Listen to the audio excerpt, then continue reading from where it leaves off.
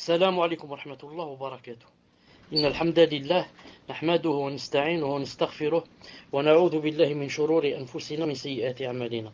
من يهده الله فلا مضل له ومن يضلله فلا هادي له، وأشهد أن لا إله إلا الله وحده لا شريك له، وأشهد أن محمدا صلى الله عليه وسلم عبده ورسوله. يا أيها الذين آمنوا اتقوا الله حق تقاته ولا تموتن إلا وأنتم مسلمون. يا أيها الناس اتقوا ربكم الذي خلقكم من نفس واحدة وخلق منها زوجها وبث منهما رجالا كثيرا ونساء، واتقوا الله الذي تساءلون به والأرحام إن الله كان عليكم رقيبا. يا أيها الذين آمنوا اتقوا الله وقولوا قولا سديدا يصلح لكم أعمالكم ويغفر لكم ذنوبكم، ومن يطع الله ورسوله فقد فاز فوزا عظيما. ألا إن أصدق الكلام كلام الله، وخير الهدي هدي محمد عليه الصلاة والسلام، وشر الأمور محدثاتها، وكل محدثة بدعة، وكل بدعة ضلالة، وكل ضلالة في النار.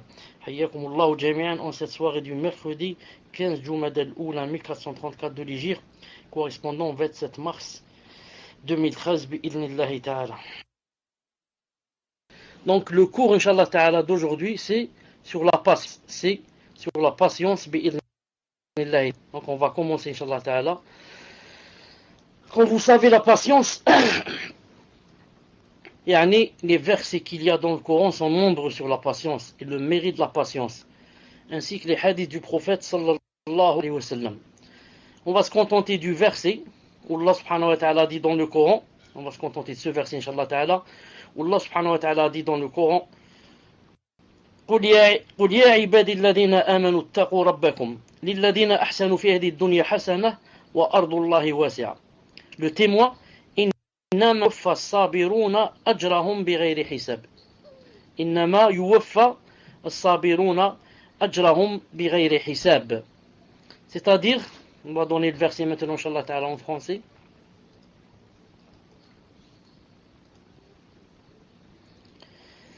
Ô mes serviteurs qui avez cru, craignez votre Seigneur.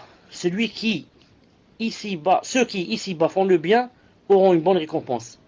La terre d'Allah est vaste et les endurants, voilà les patients, auront leur pleine récompense sans compter. Peut-être que toute chose, quand on l'a fait ici pour Allah subhanahu wa ta'ala, on a des récompenses mesurées. Pour certaines œuvres, voilà combien qu'il y a de récompenses. Il a dit, mais pour les patients, c'est sans compter. Leur récompense est infinie, c'est sans compter. Abdullah ibn Mas'ud, radiyallahu ta'ala anhu, le grand compagnon, radiyallahu ta'ala anhu, a dit: je préfère mordre dans une braise jusqu'à ce qu'elle refroidisse, plutôt que de dire à propos d'une chose qu'Allah ta'ala a dit, si seulement cela n'avait pas été. Je répète, le grand sahabi, radiyallahu ta'ala anhu, Abdullah ibn Mas'ud, a dit: je préfère mordre dans une braise jusqu'à ce qu'elle refroidisse, plutôt que de dire à propos d'une chose qu'Allah Ta'ala a décrétée, c'est-à-dire ou alors un malheur qui m'est arrivé, si seulement cela n'avait pas été.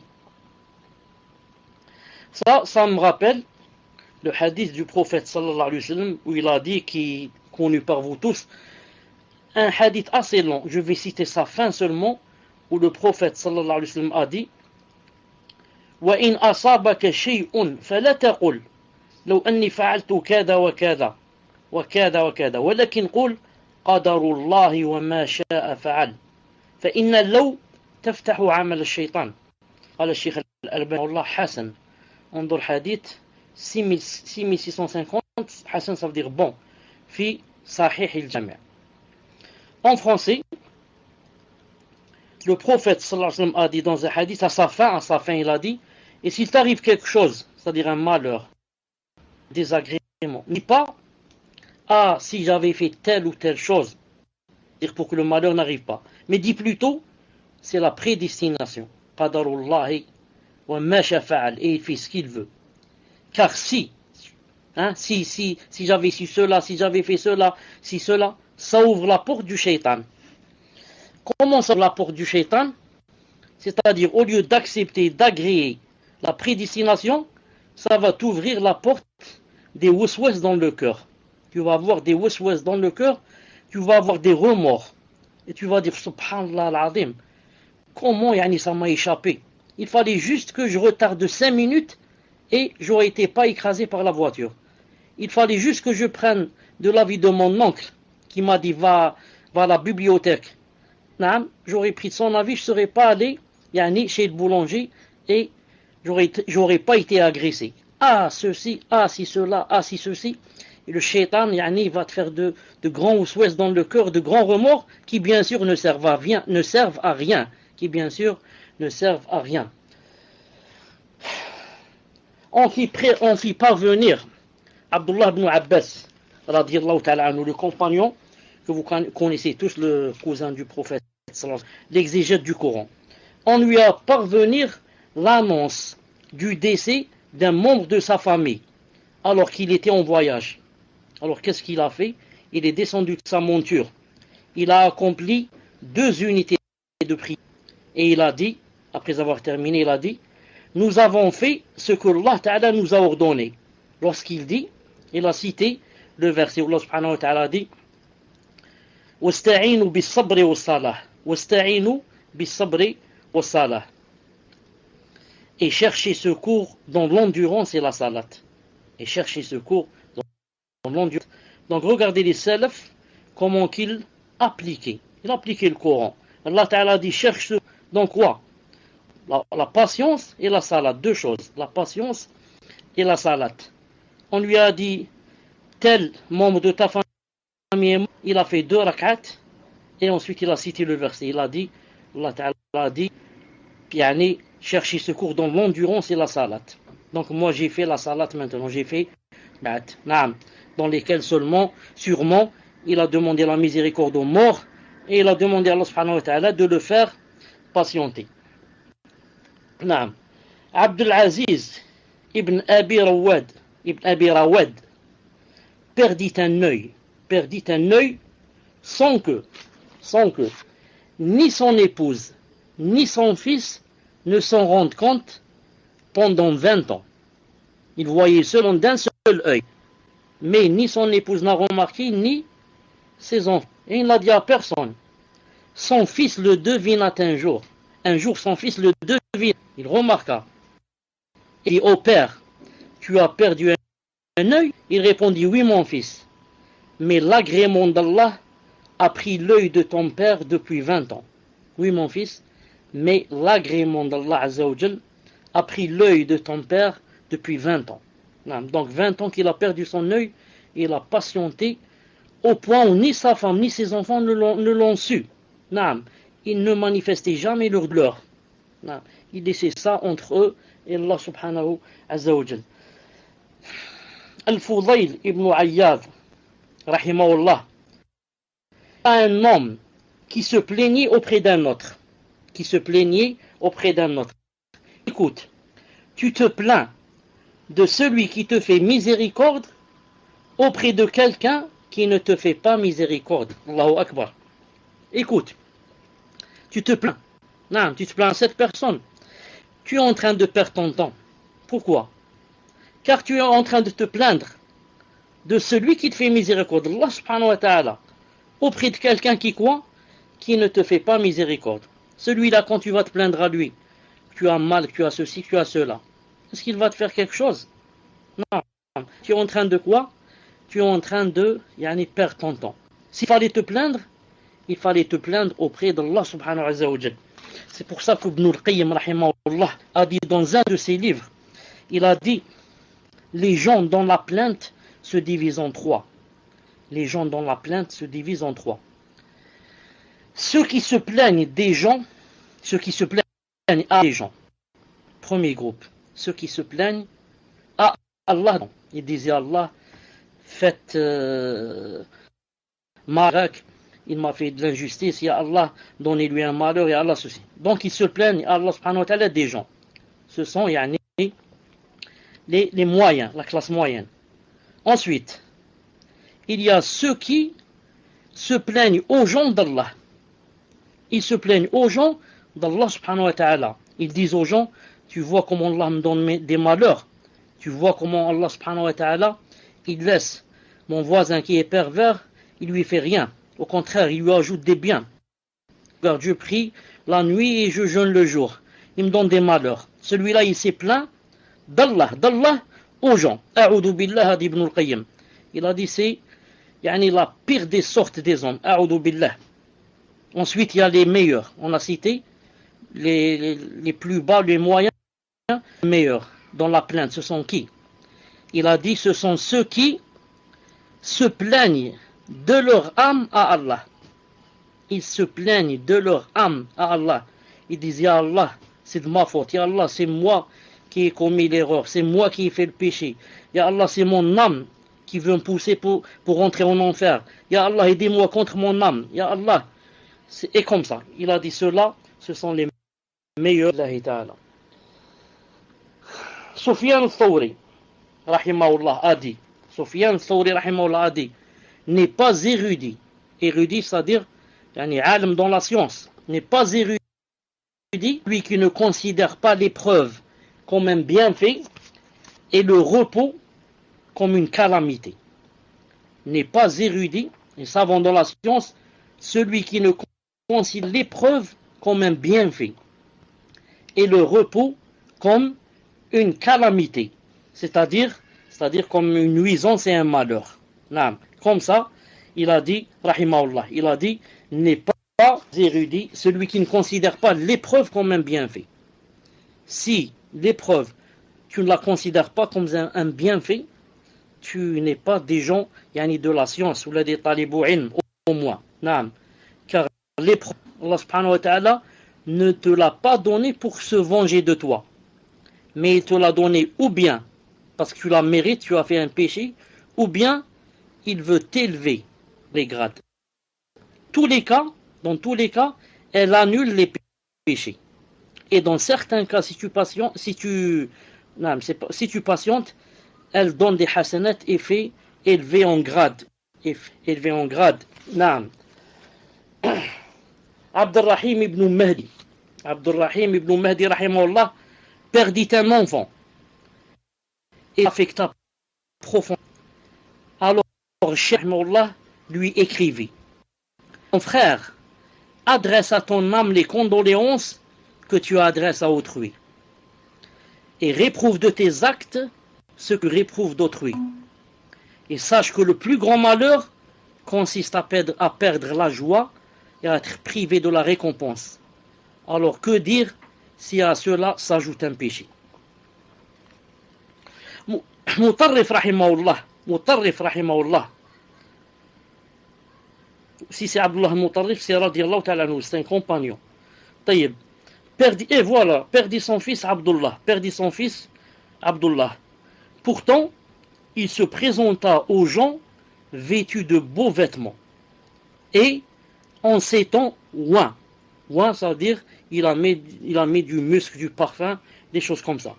Alors les gens se courroucèrent, se mirent en colère et dirent, Abdallah, ton fils décède et tu sors dans ces beaux vêtements et ouin. Il répondit, vais-je rester sur cela alors que mon Seigneur m'a promis 3 choses dont chacune d'elles m'est plus aimée que ce bas monde et tout ce qu'il contient. Mon Seigneur m'a promis 3 choses dont chacune des 3 choses m'est plus aimée que ce bas monde et tout ce qu'il contient. Et il a lu le verset où Allah subhanahu wa ta'ala a dit, ceux qui... Une seconde, je cherche d'abord en arabe. Non.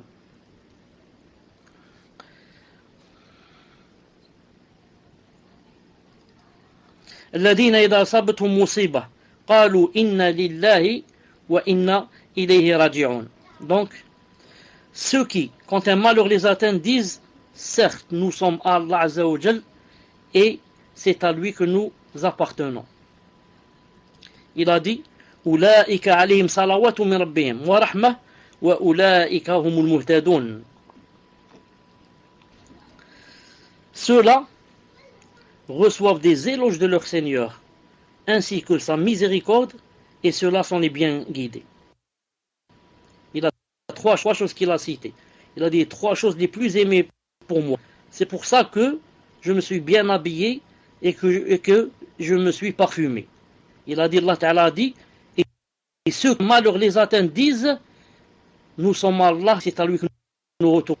Qu'est-ce qu'ils auront alors comme récompense? 3 choses. Je vais citer les 3 choses. Naam. Vous avez dit appartenant. Naam. Wa inna ilayhi raji'un. Inna lillah, c'est à lui que nous appartenons.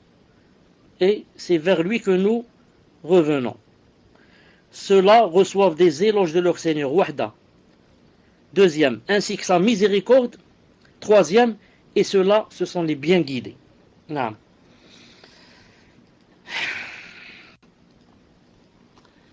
Omar ibn Abd Aziz, rahimahullah, a dit qu'on me facilite les affres de la mort. Je ne veux pas qu'on me facilite les affres de la mort pendant l'agonie. Pendant l'agonie, il y a des affres, comme vous savez. Il y a sakarat al-maut. C'est pas difficile. Mais il a dit, j'aime pas que... Il a dit, car c'est la dernière occasion pour le musulman d'expier ses péchés. Subhanallah al-Azim, comment les salafs, radiyallahu ta'ala, ont pensé. Nous tous, on voudrait que notre mort soit facile, ça. Quitte à, je ne sais pas, quitte à avoir les châtiments de la tombe. Le muhim que la mort soit facile. Mais Omar ibn Abd Aziz ne veut pas qu'on me facilite les affres de la mort. Pourquoi? C'est l'occasion pour le musulman d'expier ses péchés. Car vous savez que toute chose qui fait mal aux musulmans, elle lui est les péchés. Ne serait-ce qu'une épine, comme dans le hadith du prophète sallallahu alayhi wa sallam. Le neveu de Ahmed, de l'Ahnaf ibn Qais rahimahullah, le neveu de l'Ahnaf ibn Qais rahimahullah, se plaignit d'une douleur aux dents. Se plaignit d'une douleur aux dents. Alors l'Ahnaf lui dit, j'ai perdu un œil il y a 40 ans et je ne l'ai jamais mentionné à personne. Toi tu as juste une douleur dans les dents, tu te plains. Sache que j'ai perdu un œil 40 ans et jamais je ne mentionné à personne. Jamais je n'ai dit à quelqu'un, j'ai perdu mon œil. Subhanallah al-Azim. Comment qu'ils étaient, rahimahullah. Un homme vint se plaindre auprès de Yunus ibn Ubayd de la difficulté de sa situation et des soucis que ça lui causait. Il lui répondit, écoutez ce qu'il lui répondit. Il lui répondit, accepterais-tu 100 000 pour ta vue si on te disait, on t'enlève tes yeux, on te donne 100 000 dinars, tu acceptes? Il a dit non. Il a dit, accepterais-tu 100 000 pour ton oui? Est-ce que tu veux qu'on te donne 100 000 dinars et à partir d'aujourd'hui tu ne vas plus entendre? Il a dit non. Il lui a dit, 100 000 pour ta langue? Il a dit non. Qu'est-ce qu'il lui a répondu? Alors il lui a dit, je constate que tu possèdes plusieurs centaines de milliers, c'est-à-dire de dinars, et tu te plains d'indigence, et tu te plains de pauvreté. Allahu Akbar. Regarde les ni'mas qu'Allah subhanahu wa ta'ala t'a donné. T'a donné la grande ni'ma des yeux, la grande ni'ma des oreilles, pour que tu entendes, la grande ni'ma de la langue, pour expliquer ce que tu veux, demander, le Coran, faire la da'wah, ceci, cela. Naam, combien de milliers de dinars ça compte, ça coûte. Et il lui a dit, malgré cela, tu dis que je suis pauvre et tu es venu te plaindre. Regardez les salafs, comment qu'ils mesuraient les choses. Subhanallah al-Azim. Ensuite, comme vous savez, les yeux, c'est vraiment une ni'ma. C'est vraiment une ni'ma. Vraiment une ni'ma. C'est pour ça que le prophète sallallahu alayhi wa sallam a dit que Allah Ta'ala a dit que si jamais il prenait les yeux de quelqu'un et qu'il patientait, alors il n'aura pour récompense que le paradis. Si jamais quelqu'un Allah Ta'ala lui prend ses yeux, il patiente. Non, il dit j'accepte, je patiente. Ça ne fait rien, il essaie de se soigner, c'est pas interdit. Mais il patiente pour la prédestination. Celui-là, bi'idnillah, s'il est bien sûr musulman, mouahid, il n'est pas mouchrik. Celui-là, bi'idnillah, sa place est garantie dans le paradis. C'est Allah subhanahu wa ta'ala qui la lui a garantie. Parce que comme je disais, la vue, c'est quelque chose de très très important. Moi, des fois, quand je suis dans la maison, juste pour voir la ni'ma d'Allah subhanahu wa ta'ala, je ferme mes yeux pendant 1 minute, c'est tout. Je dis, attends, je vais fermer mes yeux et je vais voir ce que ressent l'aveugle et ce que je ressens quand je les réouvre. Subhanallah al-Azim. 1 minute, je peux pas la dépasser tellement c'est difficile. Essaye et tu verras. 1 minute, c'est beaucoup. Ensuite, subhanallah al-Azim, les yeux, tu dis subhanallah, j'étais vraiment dans les ténèbres. Hein. Vraiment, j'étais dans les ténèbres.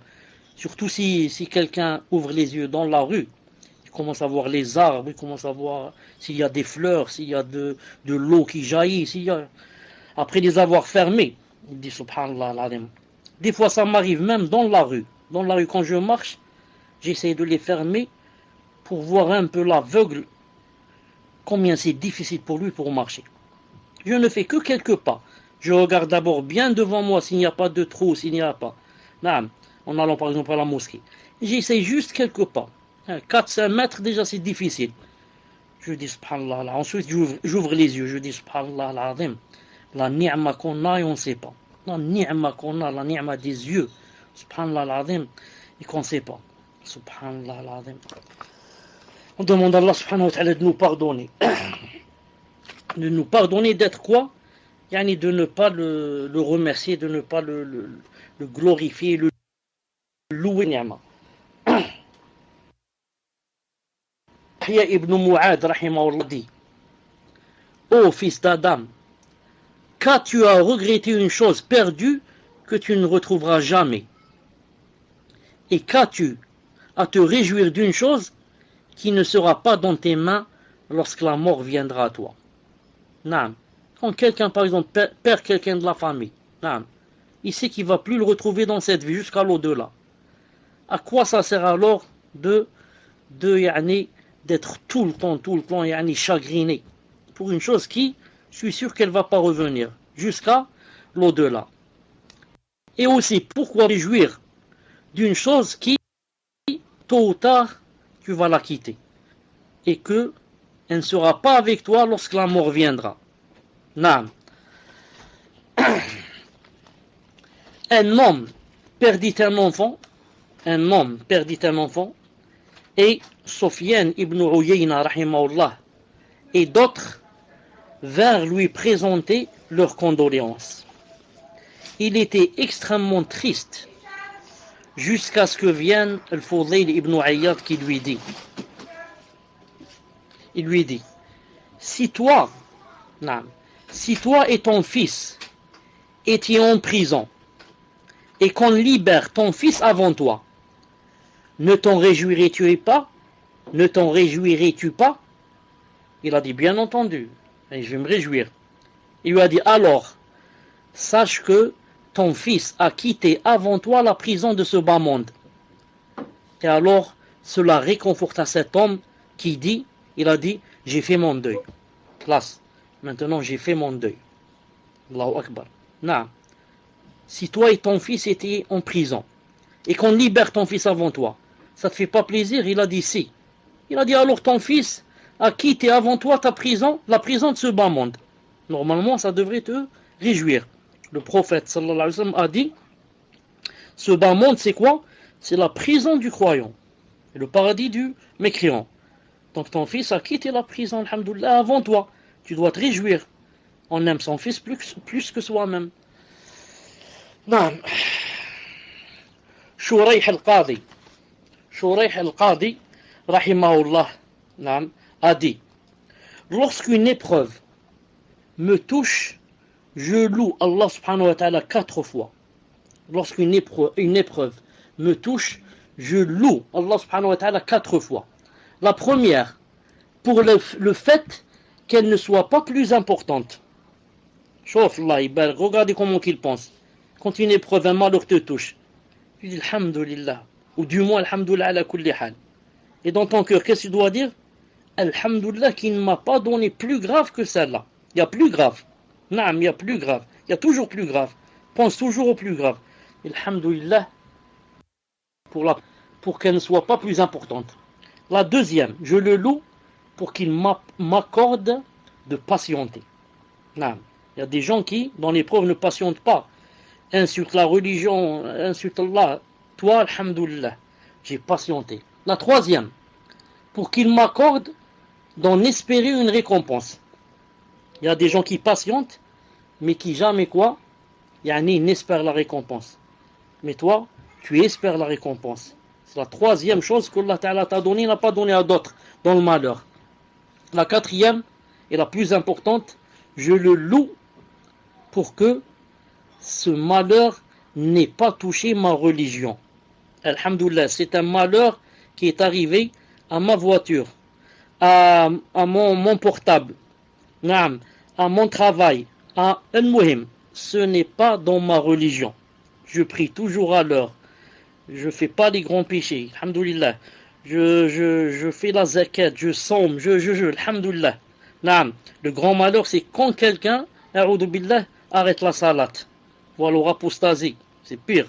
Ou alors rate les salats. Ou alors groupe entre les salats. Sans excuse. Pour la femme qui n'est pas voilée, pour celui qui fume, celui-là, il a un malheur dans sa religion. Allah Ta'ala est en colère contre lui. Mais quand le malheur c'est dans la dunya, alhamdulillah, la dunya ça va et ça vient, ça va et ça vient, et comme ça. Saïd ibn Abdel Aziz, rahimahullah, il a dit, lorsque tu vois une chose, rien, compte. Et attends la délivrance d'Allah subhanahu wa ta'ala. Naam, des fois la personne de faire des choses pour contrer un malheur, pour contrer une difficulté mais n'y arrive pas. Qu'est-ce qu'il a dit ici? Lorsque tu vois une chose qui ne peut rien, fais deux choses. La première, patiente, et la deuxième, et attends la délivrance d'Allah ta'ala. Attends la délivrance, comme dans le verset. Inna ba'dal usri yusra. Après la difficulté, il y a toujours la facilité. Attends la patience, attends la délivrance. Ne sois pas de ceux qui disent que c'est terminé, toutes les portes sont fermées. Ne sois pas de ceux-là. Entre les autres, tout peut changer.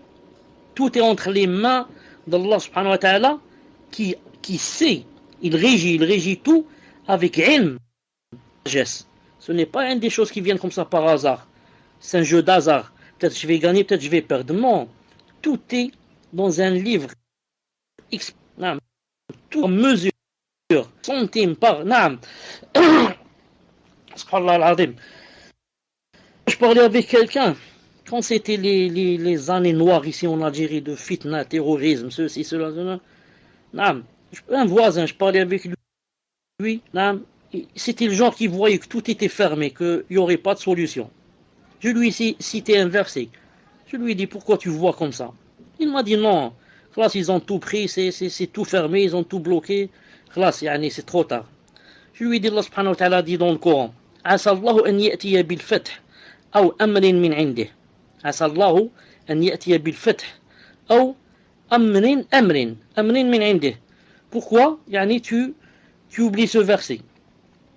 En français, mais peut fera venir la victoire ou un ordre émanant. Mais peut-être qu'Allah Ta'ala fera venir la victoire. Asallahu netiya bil fath ou amr, quelque chose venant de lui. Un ordre. Ici ils ont dit un ordre, mais c'est pas vraiment un ordre. Quelque chose venant de lui, une affaire venant de lui. Et Allah Ta'ala n'a pas voulu montrer c'était quoi. Non, pour que tu saches que tout est possible. Tout est possible. Walhamdulillah. Allah subhanahu wa ta'ala a fait venir un ordre de lui. Et il a envoyé quelqu'un qui est maintenant président de la République ici. Il l'a employé faire ce qu'on appelle la réconciliation. La réconciliation nationale. Et maintenant, alhamdoulilah, Il n'y a plus cette fitna en Algérie. Il n'y a plus cette... Alors que le voisin avec lequel je parlais, il a dit c'est impossible que revienne un jour le calme en Algérie. Il m'a dit c'est impossible, impossible, trop tard. Alhamdoulilah, je lui ai cité le verset et c'était comme il y a dans le verset. Peut-être qu'Allah fera venir la victoire, d'où tu sais toi. Ou alors quelque chose émanant de lui. Quelque chose émanant de lui, subhanallah al-azim. Soufiane, rahimahullah, Soufiane Thauri a dit, le croyant a besoin de patience comme il a besoin de nourriture et de boisson. Est-ce qu'on peut se passer de la nourriture, des boissons? C'est pas possible. Tu as besoin de patience exactement comme tu as besoin et de boisson. Et Soufiane ibn Uyayna rahimahullah a dit, on n'a pas accordé aux serviteurs de choses semblables à la patience. Par elles, ils entrent au paradis. On n'a pas accordé aux serviteurs de choses semblables à la patience. Par elles, ils entrent au paradis. Abu Hamza al-Thumali, rahimahullah, rapporte, il a dit, j'ai entendu Ali ibn al-Hussein dire, celui qui se satisfait de ce que Allah lui a, c'est le plus riche des hommes. Celui qui se satisfait de ce qu'il lui a accordé est le plus riche des hommes. Naam. Comme a dit le prophète, il a dit le ghina ghina nafs. Naam. Celui qui se satisfait de ce que Allah lui a accordé, il est le plus riche des hommes. Et celui qui n'est pas de ce que Allah lui a accordé, même s'il lui donne des montagnes d'or, il se sentira toujours le plus pauvre. A'udhu billah. C'est un naam. Mais celui qui, ce que lui donne Allah Ta'ala, il est satisfait, il se sent le plus riche. Il n'a besoin de personne. Il vit comme un richard en étant le plus pauvre. Subhanallah al-azim. C'est pour ça que Ibn Uyayna a toujours dit, rahimahullah, il a dit, il a dit, si tu te satisfais de ce qui te suffit, alors la vie la plus humble, simple, te suffira. Mais si tu ne te satisfais, alors rien en ce bas monde, Allahu Akbar, rien en ce bas monde ne peut te satisfaire. Yunus ibn la rapporte, il a dit, j'ai demandé à Rabi'a ibn Abi Abdurrahman. Rabi'a ibn Abdurrahman, c'est l'un des professeurs de l'imam Malik rahimahullah. Il lui a dit, quel est le summum de la patience? Le summum, yani le paroxysme, la chose la plus élevée dans la patience, c'est quoi? Il a dit, la chose la plus élevée dans la patience, c'est que le jour en lequel le malheur te frappe soit semblable au jour où le malheur ne t'a pas frappé. Allahu Akbar.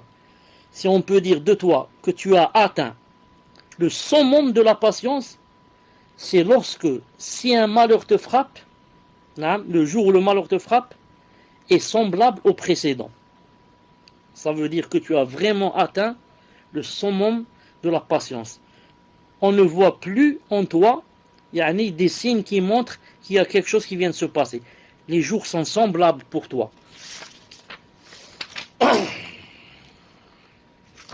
Wahb ibn Munabbih rahimahullah a dit, celui qui est frappé par un malheur emprunte en cela, celui qui est frappé par un malheur emprunte en cela le chemin des prophètes. Car vous savez que le prophète sallallahu alayhi wa sallam, vous savez qu'il a dit que Allah subhanahu wa ta'ala a éprouvé les gens et que les messagers et les prophètes avaient la plus grande part de l'épreuve. Ensuite il a dit, il est pieux et ainsi de suite et on descend. Plus la foi est grande, plus l'épreuve est plus grande. Pourquoi? Car tu as ce qui lui convient, car la foi est tellement grande que yani, le malheur, même s'il est grand, il ne va pas influer, il ne va pas influencer. C'est pour cela que celui qui a sa foi est faible, juste un petit malheur, une petite épine, elle va lui causer beaucoup de problèmes. Des jours et des jours à pleurer, et des jours à se plaindre aux gens, à fournir la famille, ceci et cela, pour une petite... Non. Mais quand quelqu'un a sa foi, et masha'Allah, est renforcé, et bien ancré dans le cœur, plus les malheurs, même les malheurs s'ils sont grands, il les refule, il patiente, il les refoule. Wahb ibn Munabbih, rahimahullah, il a dit, toute chose devient petite, puis grandit. Toute chose devient petite, puis grandit, sauf le malheur. Il survient immense, puis diminue. Subhanallah al-Azim. Toute chose commence petite et grandit, sauf le malheur. Il commence grand et ensuite il diminue. Regardez le malheur, le jour où on apprend par exemple la perte de quelqu'un de très cher, comme un père, une mère, une épouse, un enfant, et comparer entre ce jour-là et 10 ans après. 10 ans après, la différence qu'il y a. Subhanallah. Même si 10 ans après, peut-être on a des larmes aux yeux en pensant à la perte de cette personne. Mais quand même, il y a une grande différence entre ce qu'il y a dans le cœur et ce qu'il y avait il y a 10 ans au moment de on a appris la perte de la personne chère. Naam. Donc, ça commence grand, et alhamdoulilah. Allah Azza wa Jal nous aide, et il y a l'oubli aussi qui rentre dans le facteur, et ça commence, il fait diminuer le malheur bi'idhnillahi ta'ala.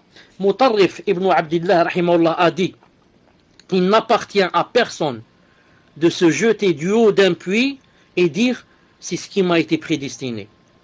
Mais il faut prendre garde à cela pour ne pas tomber dans le puits et lutter. Et si un malheur te frappe, il faut savoir qu'on n'est touché que parce que Allah Ta'ala a écrit. Non, tu ne te jettes pas dans un puits et tu dis c'est prédestiné. Tu essaies de ne pas tomber. Mais si jamais tu tombes, il faut savoir que tu n'es touché que parce que Allah subhanahu wa ta'ala t'a écrit. Abu Hafs rahimahullah rapporte, il a dit, j'ai dit à Yahya ibn Sa'd, alors qu'il était malade, je lui ai dit, si Allah te veut, il te guérira. Il m'a répondu, je préfère ce que Allah préfère. L'essentiel pour moi, c'est pas que je guérisse. L'essentiel pour moi, c'est que Allah Ta'ala aime la chose. S'il aime que je sois guéri, alors qu'il me guérisse. S'il aime que je sois comme ça, alors que je reste comme ça. Naam, je préfère ce que Allah subhanahu wa ta'ala préfère. Yusuf ibn Asbat, rahimahullah, rapporte, il a dit, j'ai entendu Sufyan Thawri dire, 3 choses font partie de la patience. 1. Ne parle pas. 2. Ne parle pas de ta douleur. Ne témoigne pas de ta piété. Naam, ces 3 choses ont besoin de quoi? Ont besoin de patience. Ne parle pas de ton malheur.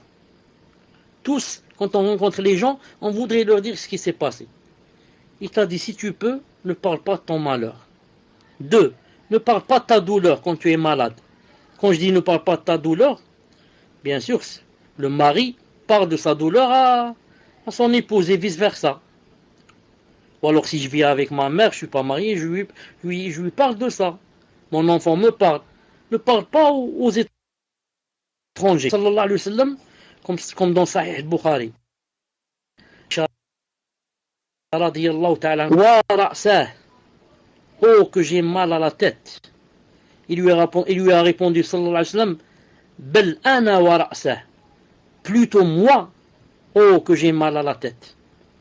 Donc, vous voyez, Aïcha lui a dit, j'ai mal à la tête, lui a dit, c'est moi qui ai plus mal à la tête que toi. Moi aussi, j'ai mal à la tête. Donc, c'est pas interdit entre les époux, là, entre la famille, la petite famille.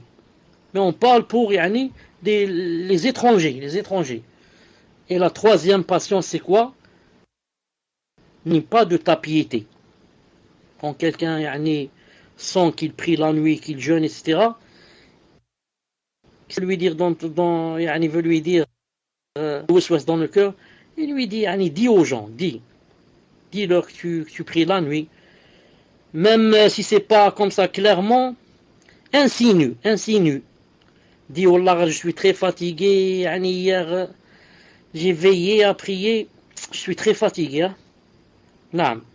Mais il a dit ici, ça demande la patience pour ne pas dire, pour laisser ça seulement entre Allah et toi. Non. Sufyan Thawri rahimahullah a dit, la certitude consiste à ne pas accuser ton maître en tout ce qui te frappe. La consiste à ne pas accuser ton maître en tout ce qui te frappe. Non, c'est ça la certitude. Ce n'est pas tout ce qui te frappe. Et tu vas dire que c'est Allah subhanahu wa ta'ala qui m'éprouve. Mais il ne faut pas oublier que toi aussi, tu fais bi'idhnillahi ta'ala beaucoup de péchés. Et que peut-être maintenant, ce qui t'est arrivé, c'est à cause de tes péchés. C'est pour ça que Allah subhanahu wa ta'ala dit dans un verset, il a dit وَمَا أَصَابَكُم مِّن مُّصِيبَةٍ فَبِمَا كَسَبَتْ أَيْدِيكُمْ وَيَعْفُو عَنْ كَثِيرٍ وَيَعْفُو عَنْ كَثِيرٍ. C'est-à-dire, tout malheur qui vous atteint est dû main en taquis. Pardonne beaucoup. Donc, tout malheur qui t'atteint, il vient de quoi? De ce que tes mains ont fait. Les mains, qu'est-ce qu'elles font? Elles font le péché. Et il pardonne beaucoup. C'est-à-dire, si jamais, à chaque péché, un malheur, ça ne finirait jamais. Tout le monde sera malheureux. Mais il donne de temps en temps. Lorsque la personne ne veut pas s'arrêter, il lui donne des signes, elle ne veut pas s'arrêter. Il lui donne un malheur en face du péché. À cause de quoi? Comme j'ai dit, à cause du péché. Non. Pourquoi par exemple les gens, ou plutôt regardez par exemple les Khawarij, les Takfiriyoun, etc. Quand ils parlent des hukam, des gouverneurs musulmans, ils disent que tout ce qui se passe ici, c'est de leur faute. Ce sont eux, ils ont fait ceci, ils ont fait cela, ils ont emprisonné nos familles, ils ont violé les femmes, ils ont pris les biens, ils ont tout pris pour eux, ceci, cela. Ils ont accaparé les biens. Donc toi, si le gouverneur il t'appelle, il te dit, je te donne un bien, je te donne un mot, et je te donne de l'argent, donc il vient. Donc celui-là, tu le détestes seulement parce qu'il a accaparé les biens, n'est-ce pas? S'il te donne maintenant, il t'en donne, il devient masha'Allah. Nous, c'est pas comme ça qu'on dit. Non. Nous, on dit, comme a dit Allah Ta'ala, tout malheur qui nous atteint, non. La plupart du temps, c'est nos mains qui ont fait le péché. Des fois, il vient bien sûr sans cela, il vient mais en général, il vient à cause des péchés. Ensuite, regardez ce hadith du prophète sallallahu alayhi wa sallam, ce hadith authentique, où il a dit, un long hadith, je cite la fin, il a dit وَلَمْ يَنْقُصُوا الْمِكْيَالَ وَالْمِيزَانَ إِلَّا أُخِذُوا بِالسِّنِينَ وشدة المؤنة وجور السلطان عليهم ولم يمنعوا زكاة أموالهم إلا منعوا القطر من السماء ولولا البهائم لم يمطروا. قال الألباني رحمه الله صحيح authentique. انظر 7900 في صحيح. À la fin, il a dit du hadith, et ils ne frauderont pas dans la mesure des commerçants sans qu'ils ne soient atteints de difficultés dans la et la tyrannie du gouverneur. Et ils ne privent pas les ayants droit de la zakat de leurs biens sans qu'ils ne soient privés de l'eau du ciel. Et si ce n'est les bestiaux, les animaux, il n'y aurait point de pluie. Allahu Akbar, Allahu Akbar, Allahu Akbar. Regardez les fautes, qu'est-ce qu'elles font? Tu fraudes dans la mesure, la pesée. Quand tu vends aux gens les choses, qu'est-ce qui va arriver alors? Tu seras atteint de la difficulté dans la subsistance, le risque. Et plus la tyrannie du gouverneur. Donc le gouverneur, quand il devient tyran, paria, et il tombe maintenant en prison, et il fait ce qu'il fait, c'est ta faute. C'est la faute des commerçants. Naam. Ils ont fraudé dans la mesure et la pesée. On a été atteint d'eux. Voilà, le risque maintenant est peu, et la tyrannie du gouverneur. Allahu Akbar. La tyrannie du gouverneur, d'où elle vient. Allahu Akbar. Et si jamais on ne va pas donner la zakat aux ayants droit, alors, châtiment, vous serez privé de l'eau du ciel. Il n'y a pas de pluie. Il n'y a pas de pluie. Pourquoi il n'y a pas de pluie? À cause de la zakat qui ne sort pas. Et si ce n'était pas les bestiaux, naam, qui font de la peine, Allah Ta'ala les créé, il ne veut pas les punir de nos péchés. Allah est qu'il n'y aurait point de pluie. On resterait des années, ne viennent du ciel. Mais Allah Ta'ala, le tout miséricordieux, à cause des bestiaux, qu'est-ce qu'il fait descendre? Il fait descendre la pluie. Donc nous, on a de la pluie, des bestiaux, subhanallah al-azim. Ce sont eux qui sont la cause de la pluie. Naam. Si ce n'était pas eux, il n'y aurait pas de pluie, à cause des gens qui ne donnent pas la zakat. Regarde comment les bestiaux sont une rahma pour nous. Une rahma pour nous. Subhanallah al-azim.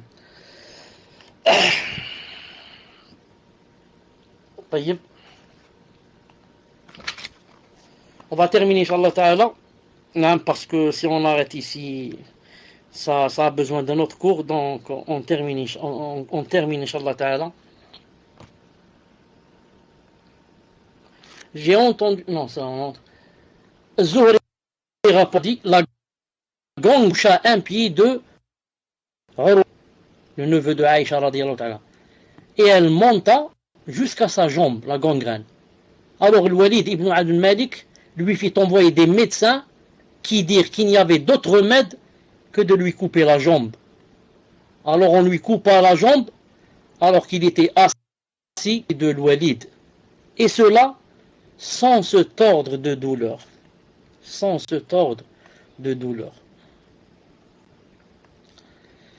Saïd ibn Jubayr, rahimahullah, a dit, la patience consiste en ce que, la patience consiste en ce que le serviteur reconnaisse vient de lui et à en espérer la récompense, car un homme peut souffrir de la faim, mais être endurant et ne laisser voir que la patience.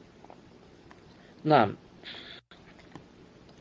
Abu Saïd al-Khazzaz rahimahullah a dit, la préservation couvre le pieux et le dépravé. Quand il n'y a pas d'épreuve,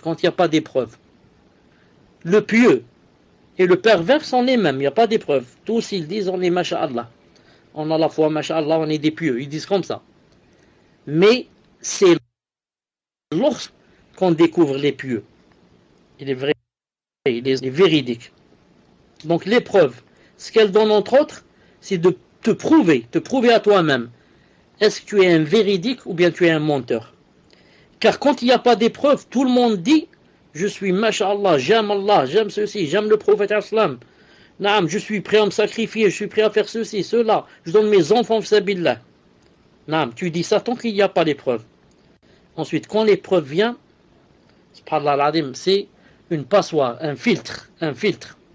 C'est pour ça qu'Allah subhanahu wa ta'ala dit dans le Coran, il a dit أحسب الناس أن يتركوا أن يقولوا آمنا وهم لا يفتنون أحسب الناس أن يتركوا أن يقولوا آمنا.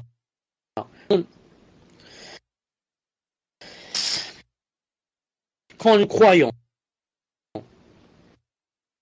les gens pensent et croient que on va les laisser dire maintenant. Nous croyons sans leur donner des épreuves.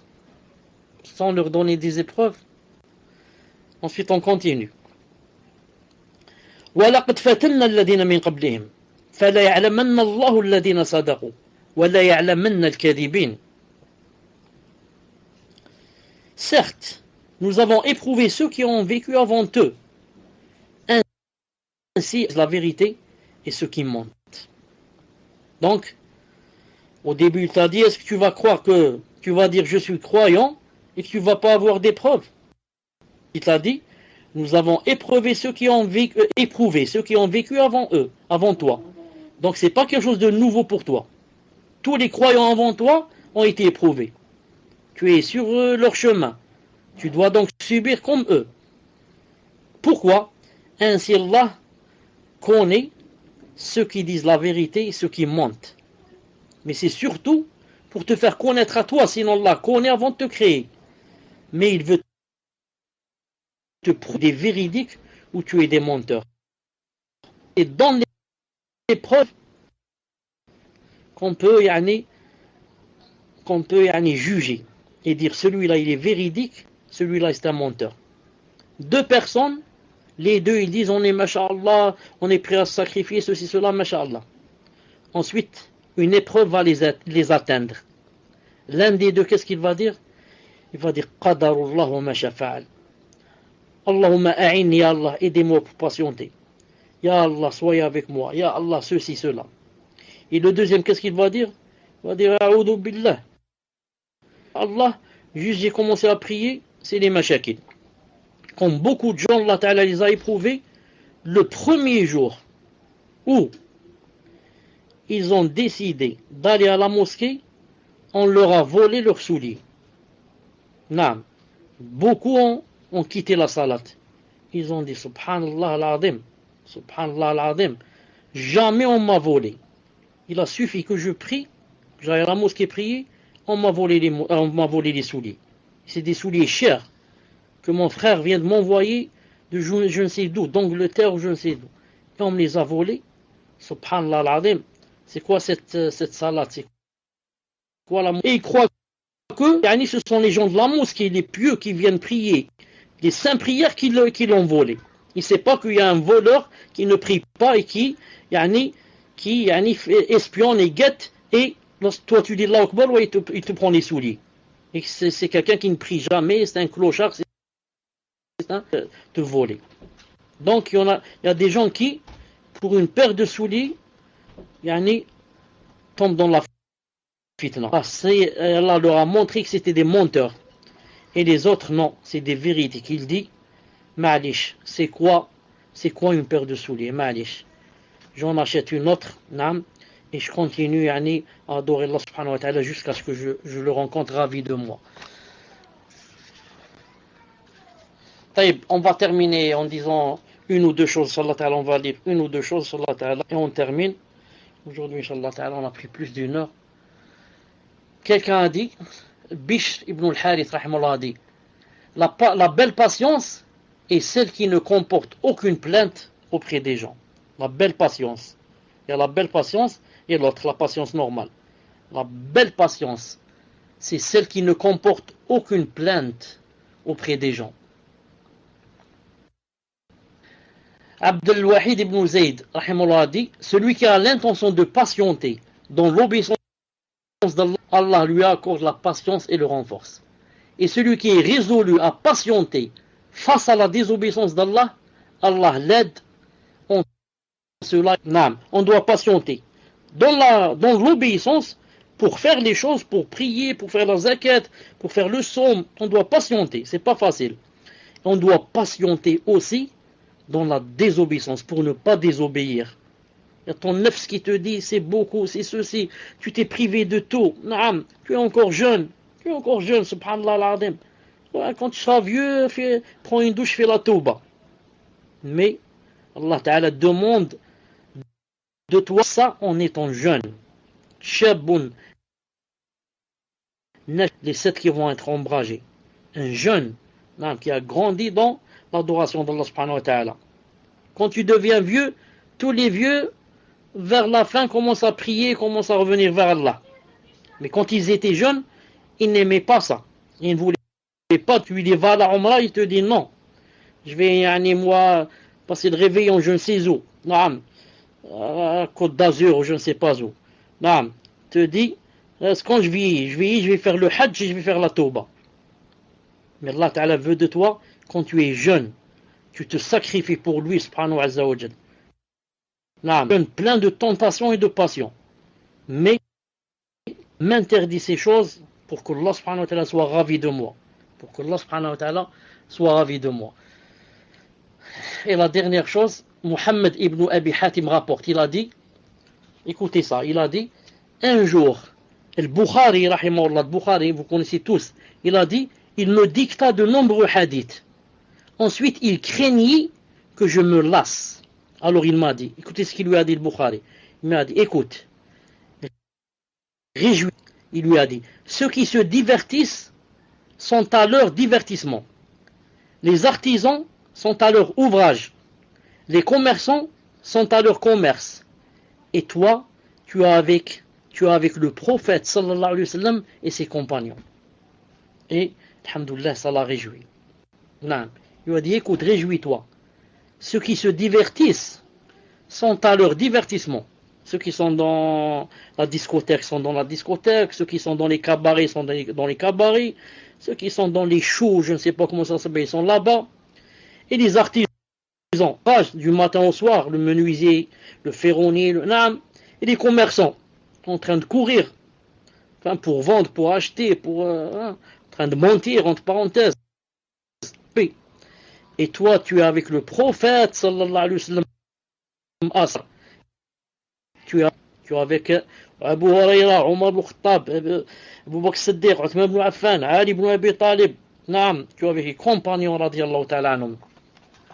Voilà, Inch'Allah ta'ala, pour le cours d'aujourd'hui. Subhanakallahumma bihamdik, ashhadu an la ilaha illa ant, astaghfiruka wa atubu ilayk. On se rencontre, Inch'Allah ta'ala, quand vous êtes prêts, bi'idhnillahi ta'ala. Assalamu alaikum wa rahmatullahi wa barakatuh. Donc, première question d'un frère. Salam alaikum. Qu'Allah vous accorde le Firdaus pour votre da'wa. C'est par la grâce d'Allah, en vous écoutant que j'ai découvert le minhaj salafi. Qu'Allah nous affermisse tous sur son chemin droit. Je me suis converti à l'islam il y a plus de 25 ans maintenant, et ma femme d'origine musulmane en a été la cause. Celle-ci a beaucoup enduré sur mes égarements pendant toutes ces années. Mais en découvrant le minhaj, j'ai aussi découvert que ma femme était sur la voie soufie. J'essaye de lui faire la da'wa, mais ma femme ne veut rien entendre de moi dans ce domaine, car je n'ai pas de science et ne veut écouter aucun doros, estimant qu'elle est née dans une famille musulmane, son arrière-grand-père ayant construit une zaouia. Tfadal Cheikh. Taïb. Muslim, où est la question dans cette affaire-là? Où est la question, Inch'Allah ta'ala, dans cette affaire-là? Tfadal. Non, cher, j'ai oublié de vous envoyer la dernière ligne. Afan. J'aimerais que vous me conseilliez barakallahu fikum wa jazakumullahu khairan. Tfadal Cheikh. Donc, bismillah ar-Rahman ar-Rahim, wa salatu salam ala ashraf al-mursalin. Je dis à la personne, Inch'Allah ta'ala, qui a posé cette question, qui dit que, dites-moi s'il n'y a pas de coupure, que elle est mariée, il a découvert qu'il est marié avec une soufie, hein, de voir, est-ce que son soufisme est au point, il y a soufisme et soufisme, est-ce qu'elle a atteint un degré de soufisme qui l'a fait sortir de l'islam, au point de dire par exemple que il y a des gens, on leur fait des douas, ils nous donnent des enfants, ils font tomber la pluie, ils régissent le monde, et comme ça, des choses qui font sortir de l'islam. Ou bien, est-ce que tu veux dire par soufisme que, par exemple, elle dit des choses fausses, comme ça, comme les petits soufis là, qui sont influencés par le soufisme mais ne le sont pas vraiment. Qui fait beaucoup d'adkar, même si les adkar ne viennent pas du prophète, qui ceci, cela. Je dis, si maintenant son soufisme est au point de la faire sortir de l'islam, donc celle-là, il vaut mieux la divorcer bi'idnillahi ta'ala. Si maintenant, il n'est pas à ce point, et qu'en contrepartie, elle a d'autres qualités, de bonnes qualités. Donc patiente avec elle et demande à Allah subhanahu wa ta'ala de faire changer les choses, car c'est lui qui régit le monde, et d'une minute à l'autre, ils peuvent tout faire changer bi'idnillahi ta'ala. et puisse Allah subhanahu wa ta'ala t'aider bi'idnillahi ta'ala.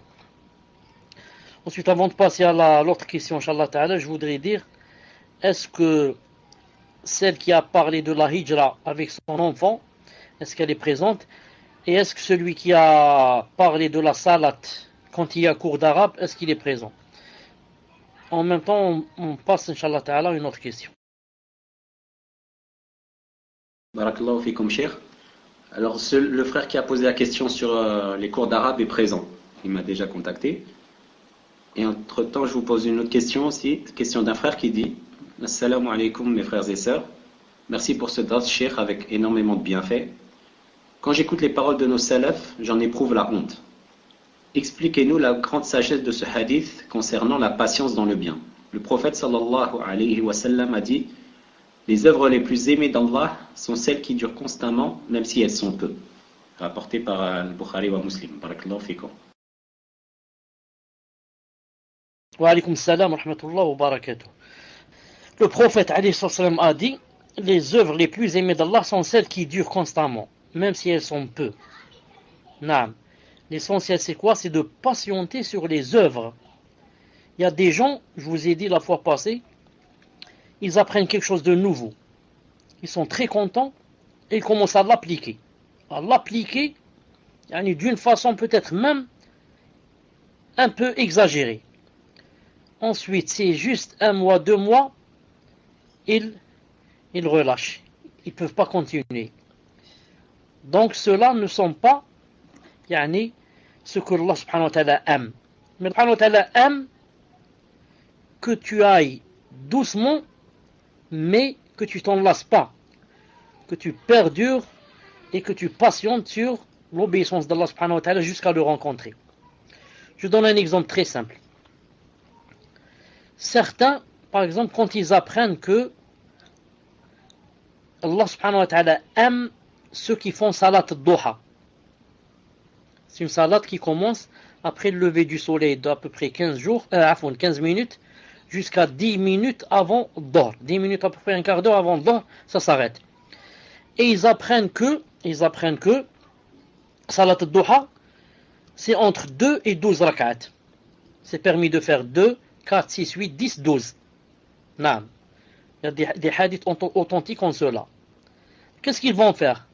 Au lieu de commencer par 2 et de patienter pour faire salat duha chaque jour, non, ils vont commencer directement par 12. Allez, aujourd'hui 12, demain 12, après-demain 12, cette semaine 12, deuxième semaine 12, le mois n'est pas fini, ensuite il dit c'est beaucoup. Et il ne fait plus salat duha. Vous avez compris? Alors, celui qui a commencé par 12 et n'a pas pu continuer, celui qui a commencé par 2 et a continué et n'a pas ajouté, il est toujours dans les 2, est mieux que celui qui a fait 12, mais il les a fait seulement quelque temps et les a abandonnés. Voilà ce que veut dire le hadith du prophète sallallahu alayhi wa sallam. Wallahu subhanahu wa ta'ala a'lam. Pour la sœur, pour le frère qui a demandé s'il pouvait rester à écouter le cours et ne pas aller prier la jama'a, je lui dis inshallah ta'ala, si jamais il est à une distance que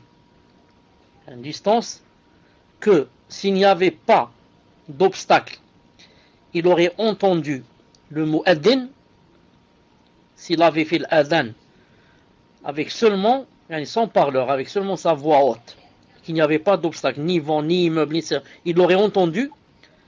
En d'autres termes, s'il sait qu'il habite à une distance qui lui oblige d'aller prier à la mosquée, dans ce cas, il ne lui est pas permis de rater la prière en groupe à cause d'apprendre l'arabe ou autre chose.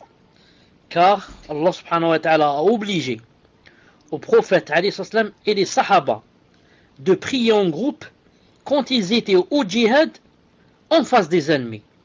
L'ennemi est en face de toi avec ses armes, c'est l'heure de prier, tu pries en groupe. Tu dis pas, je vais prier chacun seul, ou bien Inch'Allah le soir on va prier. Il a dit, il faut prier en groupe. Dans le verset, à la fin du verset. Et toi tu es en train d'apprendre l'arabe. L'arabe c'est talab al-ilm. Talab al-ilm ça rentre aussi dans le djihad.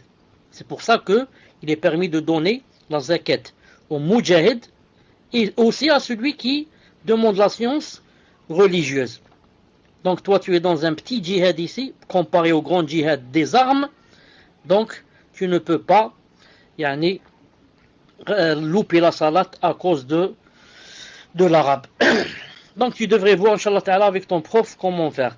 Et entre parenthèses, envoie-moi si c'est possible, je demande à cet élève de m'envoyer si c'est possible en PV, ou bien même pas si c'est pas en PV, ma'alish, combien qu'il paye l'heure, ou bien par mois.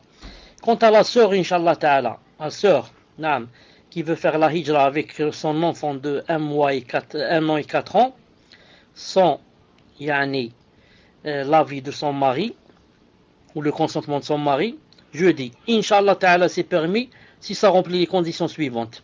Premièrement, elle ne s'est pas remariée, comme a dit le hadith. La deuxième, elle sait que son din, Inch'Allah Ta'ala, sans faire la tazkiya, est mieux que celui de son mari. Et la troisième, importante aussi, elle sait que elle a dans le cœur l'intention, elle veut sauver son fils et non pas faire du tort à son mari. Il y a des femmes par exemple, son mari l'a divorcée ou bien s'est marié avec une autre, donc elle veut se venger de lui, elle dit je lui enlève l'enfant et je me sauve avec à l'étranger. On dit non, si ta niya c'est pas ça, mais ta niya c'est pour sauver l'enfant pour qu'il ne vive pas dans un pays de coffre. Peut-être que ça sera, Inch'Allah Ta'ala, il y a une exhortation pour que le mari aussi aille vivre dans un pays musulman, même si vous n'êtes pas marié. Wallahu subhanahu wa ta'ala a'lam. Tfaddal. Question suivante. Question d'une sœur. Salam alaikum wa rahmatullahi wa barakatuh, cheikh. Est-il autorisé pour une sœur ayant fait la hijra de revenir dans un pays de kufr pour accoucher d'un enfant, disant que dans le pays de kufr, l'hygiène, le service, la médecine y sont de meilleure qualité et que les soins sont quasi gratuits. Barakallahu fikum. Tfadal cheikh. Juste une réflexion là-dessus, le voyage qu'elle va payer, Allahu alam, ça va être des frais inutiles si c'est juste pour accoucher. Tfadal cheikh. Wa alaykum salam wa rahmatullahi wa barakatuh. Inch'Allah Ta'ala, je dis Inch'Allah Ta'ala que ce n'est pas permis une chose pareille. Pour deux raisons. Je commence par la moins importante, ensuite je vais à la plus importante. La moins importante, c'est que des millions de gens, dans des pays musulmans, des millions de femmes ont accouché et, malgré l'hygiène, malgré ceci, malgré ça, ont des enfants, masha'Allah, et rien ne leur est arrivé. Ils ont grandi, ils sont masha'Allah. Et la deuxième raison très importante, c'est quoi? En allant accoucher dans un pays de kufr, premièrement, tu es quand même revenu vers le pays de kufr. Donc il y a peut-être la nostalgie qui peut attraper la personne. Elle va revoir sa maison, son quartier, ceci, cela, elle va dire, peut-être c'est la nostalgie qui peut commencer à travailler dans son cœur, à lui faire regretter les jours. Et lui dire maintenant pourquoi tu as fait hijra, regarde si c'est un moyen. Troisièmement, le plus important, elle va donner une occasion en or à son enfant de vivre dans un pays de kufr. Pourquoi? En allant accoucher dans un pays de kufr, l'enfant aura, s'il veut, ou peut-être automatiquement, la nationalité du pays de kufr. Demain, quand il va grandir à 18 ans, il va dire, moi, qu'est-ce que je fais là en Algérie ou là en Égypte, là au Maroc? Ma mère est une Française. Et moi, je suis né en France. Subhanallah, surtout moi. Je suis né en France. Naam. Et il va partir à A'udhu Billah. Naam. Donc, pour cela, Inch'Allah Ta'ala, il faut éviter et tawakkul à Allah Subhanahu wa Ta'ala. Et, Inch'Allah Ta'ala, l'accouchement sera, Inch'Allah Ta'ala, dans les meilleures conditions. Tfaddal. Barakallahu fikum, cheikh. Question d'un frère. Assalamu alaikum wa rahmatullah, cheikhana. Hayakallah wa barakallahu fikum pour ce cours très bénéfique. Je demande souvent à Allah Ta'ala de me faciliter la hijra dans mes doigts Pour l'instant, je n'ai pas eu d'opportunité, qadar Allah. Mais parfois, je me demande, est-ce que c'est parce que Allah veut m'éprouver sur une terre de kufr et que je dois patienter? Ou est-ce un manque de tawakkul de ma part, car je cherche un emploi avant de partir, alors que les compagnons avaient tout quitté pour pratiquer leur religion au mieux? Barakallahu fikum pour votre réponse, cher. Whisper, tu m'as pas donné le pseudo du frère pour l'ajouter dans les contacts. Al-Muhim. Naam, je réponds donc à cette question, je dirais comme salam wa barakatuhu. Naam, ça peut être les deux.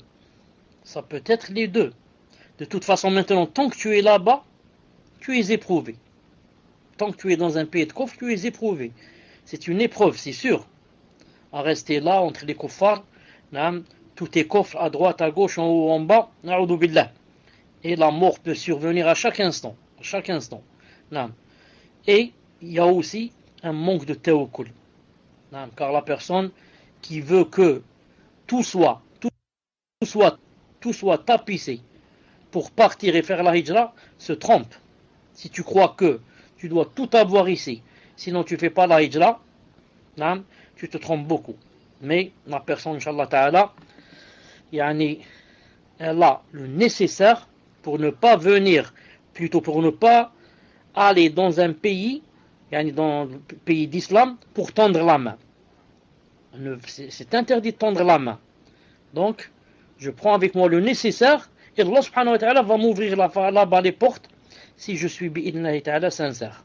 Allah ta'ala, si j'ai fait la hijra pour lui, je vais donc supporter, et les difficultés vont s'alléger bi'idnahi ta'ala.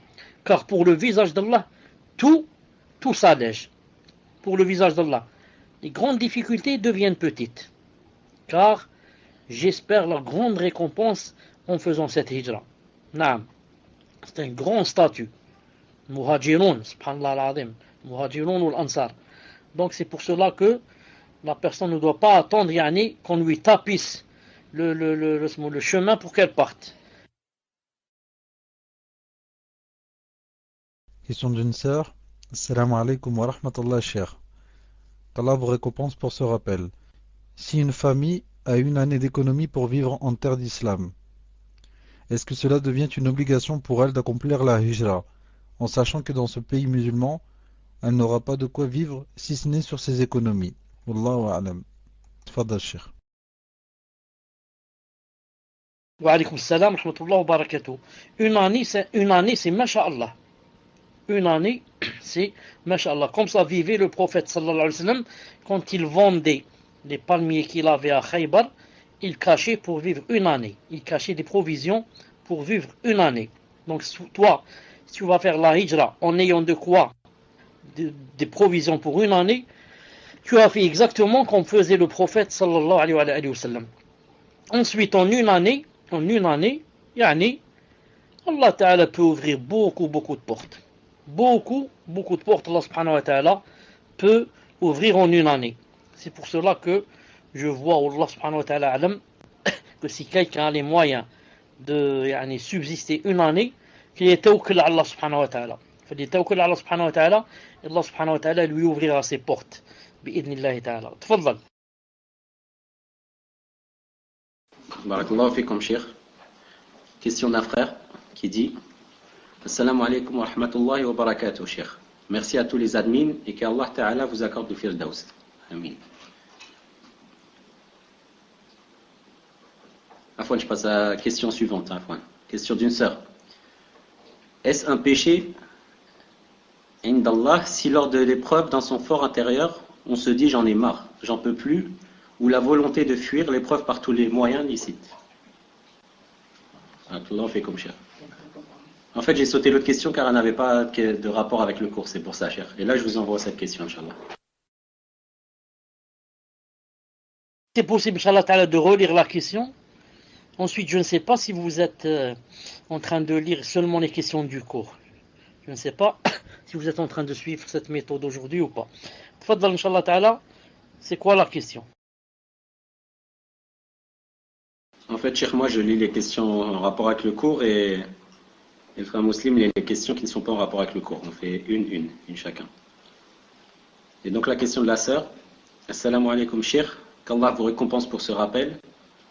Est-ce un péché près d'Allah si lors de l'épreuve, dans son fort intérieur, on se dit j'en ai marre, j'en peux plus, ou on a la volonté de fuir l'épreuve par tous les moyens licites? Barakallahu fikum Cheikh. Wa alaykum salam wa rahmatullahi wa barakatuh. Cela dépend qu'est-ce que ça veut dire j'en ai marre. Non, cela dépend que ça veut dire. Si c'est dans le sens où, pourquoi seulement ça m'arrive à moi ça? Moi j'en ai marre de ça.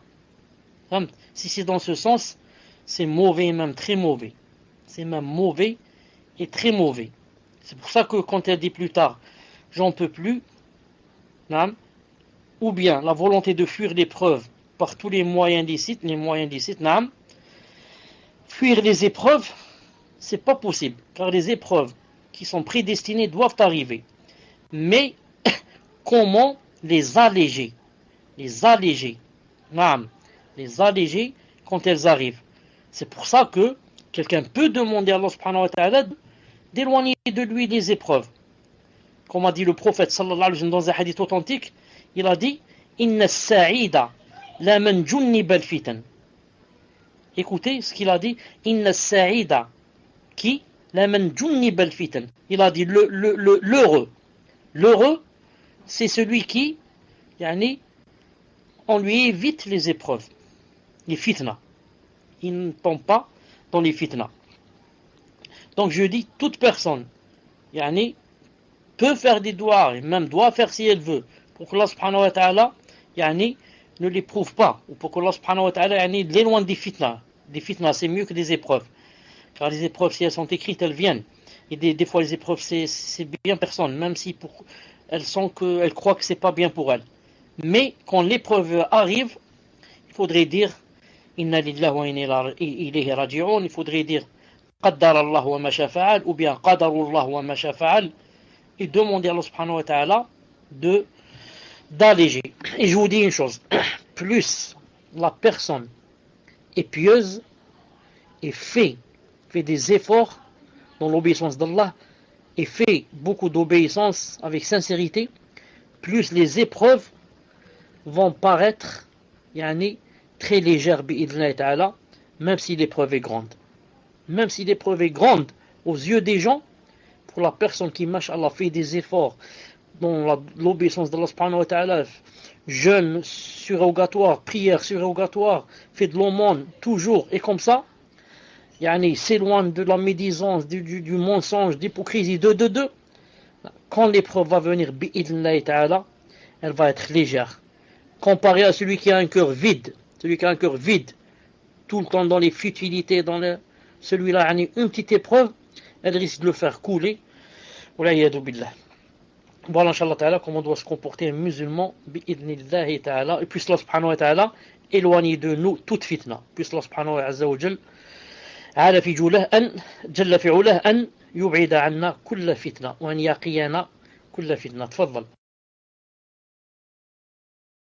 Chéri, vous n'avez pas indiqué jusqu'à quelle heure vous faites les questions-réponses. Donc dites-le nous, Inch'Allah. Question suivante. Salam alaikum wa rahmatullahi wa barakatuh à tous. Voici ma question.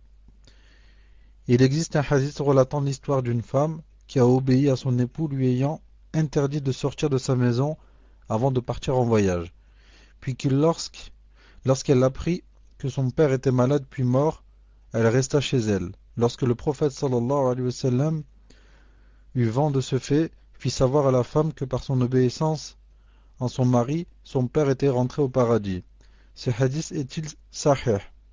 Existe-t-il un livre en français rassemblant tous les hadiths que Cheikh Al-Albani a authentifiés? Sinon, quel autre livre du même genre pouvez-vous nous conseiller en français? Qu'Allah nous accorde à tous la patience, l'endurance et la satisfaction dans l'épreuve. Tfadal Cheikh. Amin. Le hadith que la personne vient de citer est un hadith qui n'est pas vrai. Cheikh Kishk rahimahullah, très connu, l'Égyptien qui est mort rahimahullah, le citait souvent. Mais c'est un hadith qui est forgé et menti sur le prophète sallallahu alayhi wa sallam. Y a-t-il un livre qui groupe tous les livres de Cheikh Al-Albani en français? Je dis, En arabe, il n'y a pas. Comment se pourrait-il qu'il y ait en français? En arabe, il n'y a pas un livre qui groupe tous les livres Cheikh Al-Albani. Donc, qu'en est-il en français? Troisièmement, quel livre conseiller? Naam.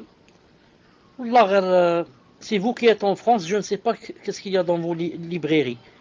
Mais il y a des livres, masha'Allah, qu'il faut lire, comme dans la Aqida, par exemple, le dogme du monothéisme de Cheikh Fawzan. Voilà. Naam. Déjà, si c'est Sahiha, il fait plus de 15 tomes. Donc, il y a des livres, naam, il y a des livres comme ça en français. Je n'ai pas les titres là avec moi. Si vous avez quelques titres, Inch'Allah Ta'ala, vous nous les donnez pour les frères. Et pour les frères et les sœurs, Inch'Allah Ta'ala. Mais il faut tomber sur les livres, les vrais, les livres des grands savants. Pas les livres des Mubtadi'a. Pas des livres des Mubtadi'a. Donc, dans toute matière, Inch'Allah Ta'ala, que ce soit fiqh, que ce soit aqida, que ce soit biographie du prophète, que ce soit, il y a toujours des livres en français qui sont masha'Allah. Donc, Inch'Allah Ta'ala, vous voyez avec les autres sœurs comment, Inch'Allah, avoir la liste de ces livres, bi'idnillahi Ta'ala. Taïb, quelqu'un a dit dans le cours passé, il a dit que l'édition Darus Salam, elle demande des livres sur les hadiths. Naam. Est-ce que vous connaissez des livres en français? Je ne connais pas. Je sais qu'il y a Riyadus Salihin en français. Il y a le livre Riyadus Salihin en français. Même s'il contient 3 ou 4 hadiths faibles, mais en général, il est bon. Est-ce que vous connaissez, vous, d'autres livres? Inch'Allah, Sahih al-Bukhari. Oui, voilà, il y a Sahih al-Bukhari en français. Celui-là, tout ce qui contient comme hadith, ils sont authentiques. Il faudrait juste essayer de connaître leur explication aussi, c'est très important. Donc si vous avez d'autres livres, Inch'Allah Ta'ala, dites-le nous. Sahih Muslim. Allahu alam. Donc quelqu'un a dit que dans l'édition Darus Salam, il y a un livre où ils ont dit que celui qui ne juge pas avec les lois d'Allah subhanahu wa ta'ala, il a dit même... Attendez, qu'est-ce qu'il a dit? Il a dit même s'il reconnaît qu'il faut juger avec les lois d'Allah, ou bien même s'il reconnaît qu'il est dans l'erreur, ils ont dit qu'il est kafir. Je dis, ça c'est une faute. Non. Ce sont les takfiri qui disent comme ça. Mais les Sunnah wal Jama'a disent non, il y a kufr duna kufr. Non. Tfaddal. Donc il faut voir comment corriger cette faute, Inch'Allah Ta'ala. Tfaddal. Barakallahu fikum, Cheikh. Question d'un frère. Assalamu alaikum wa rahmatullahi wa barakatuh. Hafidhakumullah, ainsi que les admins et vos familles à tous. Ya Cheikh, concernant le hadith de l'épine qui touche le pied d'un musulman, est-ce que ce hadith est aussi valable pour une peine sentimentale comme la tristesse, sans pour autant que l'on soit touché par un malheur? Barakallahu fikum, Allah inawarkum fi dunya wal akhirah. Donc est-ce que, Cheikh, le hadith concerne uniquement les épreuves physiques ou également les épreuves morales? Barakallahu fikum. Wa alaykum salam. Justement, le hadith de l'épine lui-même, à son début, il a cité les choses comme ça morales. Il a cité les choses morales. Il a dit qu'il n'y a pas un nasab ou bien un wasab qui touche le musulman, c'est-à-dire même une tristesse qui touche le musulman. Il a dit que ça rentrait dans l'épreuve. Ensuite, à la fin, il a dit même une épine. Même l'épine, ça touche. Donc, tout ce qui te rend le cœur chagriné, tout ce qui te rend le cœur chagriné et gros, pour des choses permises, bien sûr, pour des choses permises. Ça te fait mal dans le cœur, ça rentre dans l'épreuve, bi'idnillahi ta'ala, d'après le début du hadith lui-même, incha'Allah ta'ala. Tfaddal. Question suivante. Et cher, vous n'avez pas répondu pour la fin des questions-réponses. Sachant qu'on n'a pas entendu tout à l'heure ce que vous disiez sur les heures des prochains dars, Inch'Allah. Donc, question d'une sœur. Assalamu alaikum wa rahmatullahi wa barakatuh. Ma question est, doit-on lever l'index lors de la dua après le wudu, et doit-on aussi lever pour la dua le dhikr après la salat? Wa jazakumullahu khayran. Tfadal Cheikh. Pour la fin du cours, Inch'Allah Ta'ala, vous savez que quand il reste une demi-heure, vous allez voir le timer sur l'affiche qui va s'afficher. Quand il reste une demi-heure, il va commencer à compter 30, 29, 28, 27 et on descend. Donc tant qu'il n'y a pas le timer, le chrono, tant qu'il n'est pas affiché, ça veut dire qu'il reste plus d'une demi-heure. Ça veut dire qu'il reste plus d'une demi-heure, bi'idnillahi ta'ala. Quant à ce que j'ai dit tout à l'heure sur les horaires, j'ai dit que à la fin du cours, quand il va rester 2 ou 3 minutes, on va descendre toutes les mains et faire un vote pour savoir est-ce que vous voulez que pour les prochains cours, on termine comme on est maintenant, ou bien vous voulez qu'on commence à 20h30. 20h30 chez nous ici en Algérie. 20h30. 19h30 en Algérie, ça veut dire 20h30 chez vous. Non. Donc si vous voulez, on commence à 20h30. Ensuite, je vais faire Salat Isha et je reviens. Ou bien vous voulez qu'on commence, comme aujourd'hui, mais avec la différence qui sera chez moi 21h15 et chez vous 20h15. Wallahu alam. À la fin, Inch'Allah Ta'ala, on fera le vote. Non. On verra, Inch'Allah Ta'ala. Tfaddal. Tfaddal pour la question, Inch'Allah. Barakallahu fikum, Cheikh. Question suivante, question d'une sœur qui dit Salam alaikum wa rahmatullahi wa barakatuh, ya Cheikh. Qu'Allah vous récompense pour ce que vous faites.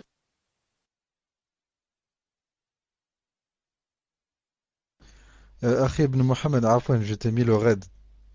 Car le Cheikh n'a pas répondu en fait la dernière question que je lui ai lue sur le fait de lever l'index. Afwan, je t'ai mis le raid. Tfadal Cheikh. Sahih, barakallahu fikum, naam. Donc, quand quelqu'un termine le wudu, les ablutions, il ne lève pas le petit doigt. Mais il laisse les mains,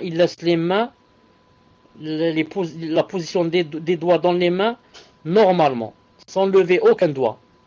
Et il dit Shahadu la ilaha illallah, shahadu anna Muhammadan abduhu wa rasuluhu, Allahumma ij'alni min tawwabin, Allahumma ij'alni min mutatahhirin. Ou bien subhanakallahumma wa bihamdik, tabarak ismuk, subhanakallahumma shahadu la ilaha illa anta astaghfiruka wa atubu ilayk. Dans les deux, il ne lève pas le doigt. La même chose quand il termine la salat. Elle a dit quand on termine la salat. Et pour la dua du dhikr après la salat.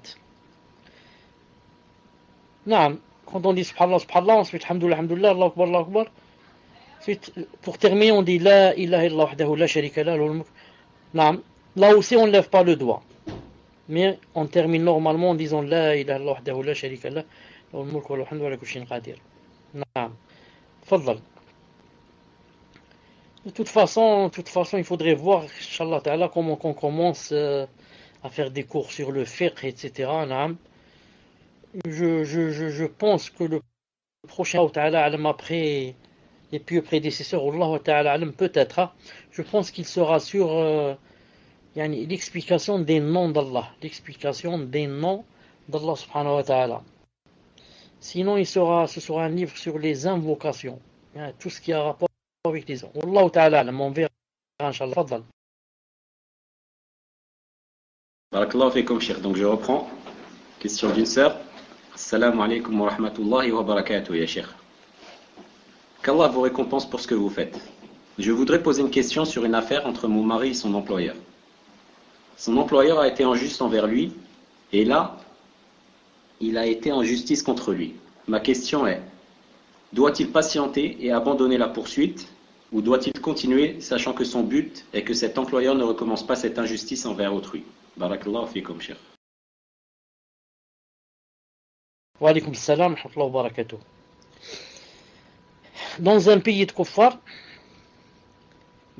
les sages vergers, si c'était permis d'aller au tribunal pour ester des gens, ceux qui ont dit c'est permis, comme Cheikh Al-Albani rahimahullah a dit, il faut qu'il y ait deux conditions. Première, qu'on soit dans le besoin, Il a dit dans la darura.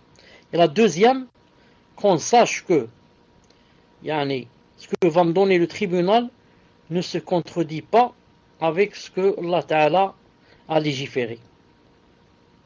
Non.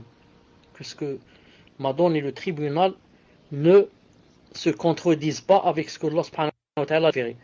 Supposez que quelqu'un divorce sa femme en France. La femme, quand elle est divorcée en islam, elle n'a plus le droit à la maison. Si la maison appartient au mari. Et c'est logique. Je divorce ma femme, donc c'est pas elle qui va prendre la maison. Elle va chez ses parents, et moi, dans ma maison, je me remarie. C'est normal, je l'ai payé, c'est moi qui ai acheté la maison. Elle va avec son nouveau mari qui va lui demander sa main. Maintenant en France, peut-être qu'elle va dire je vais déposer une plainte contre lui au tribunal. Et alors dans ce cas, qu'est-ce qu'ils vont dire? Je pense, Wallahu alam, ils vont lui dire donc l'appartement c'est toi. En France, ils vont lui dire l'appartement c'est pour la femme, Wallahu alam. Moi, ils donnent toujours tort à l'homme mais raison à la femme. Dans ce cas donc, la femme qui a déposé plainte, donc a fait un péché, et un grand, parce que elle va les pousser à contredire la charia. La charia dit, elle n'a pas de maison en cas de divorce, sauf si sa maison ou bien elle est associée, et eux ils vont lui dire non, c'est ta maison à toi. Donc il faut prendre garde. Donc on va dire que c'est la même chose ici pour la personne qui a posé la question. Si il voit qu'il est dans la darura et qu'il sait que ce qu'on va donner comme verdict ne se contredit pas avec la charia, qu'il le fasse. Surtout si son but c'est pour le corriger, pour qu'il fasse plus d'injustice avec les autres. Sinon, qu'il revienne à Allah subhanahu wa ta'ala et laisse la faire. C'est à lui de voir, Inch'Allah ta'ala. Tfadal. Question suivante. Assalamu alaikum wa rahmatullahi wa barakatuh. Ahsanallahu ilaykum. Je souhaiterais savoir, cher, comment se préserver du shirk akbar et être sûr qu'on n'associe rien à Allah Azza wa Jal. Ma grande frayeur est d'essayer d'œuvrer dans cette vie en croyant être récompensé et ensuite se retrouver en enfer éternellement, car par ignorance, j'ai associé à Allah Azza wa Jal. Allah al-Musta'an. Pourriez-vous, cher, m'aider et me conseiller afin que je sois gagnante dans cette vie et dans l'au-delà? Jazakumullah khayran pour votre réponse. Puisse Allah le Tout-Puissant nous aider à ne rien lui associer et vous guérir d'une guérison parfaite. Amin. Tfadal Cheikh.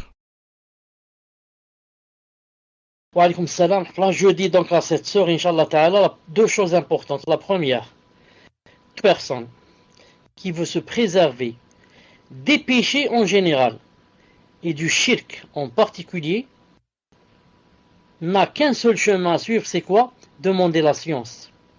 Non. Toute personne qui demande la science ne fera plus les péchés et elle veut les faire. Sauf si la personne veut les faire, dans ce cas, personne ne peut l'arrêter. Mais, si je ne connais pas ma religion, je vais me remplir de péchés en croyant que je suis en train de faire de bonnes choses. Comme je l'ai cité la fois passée.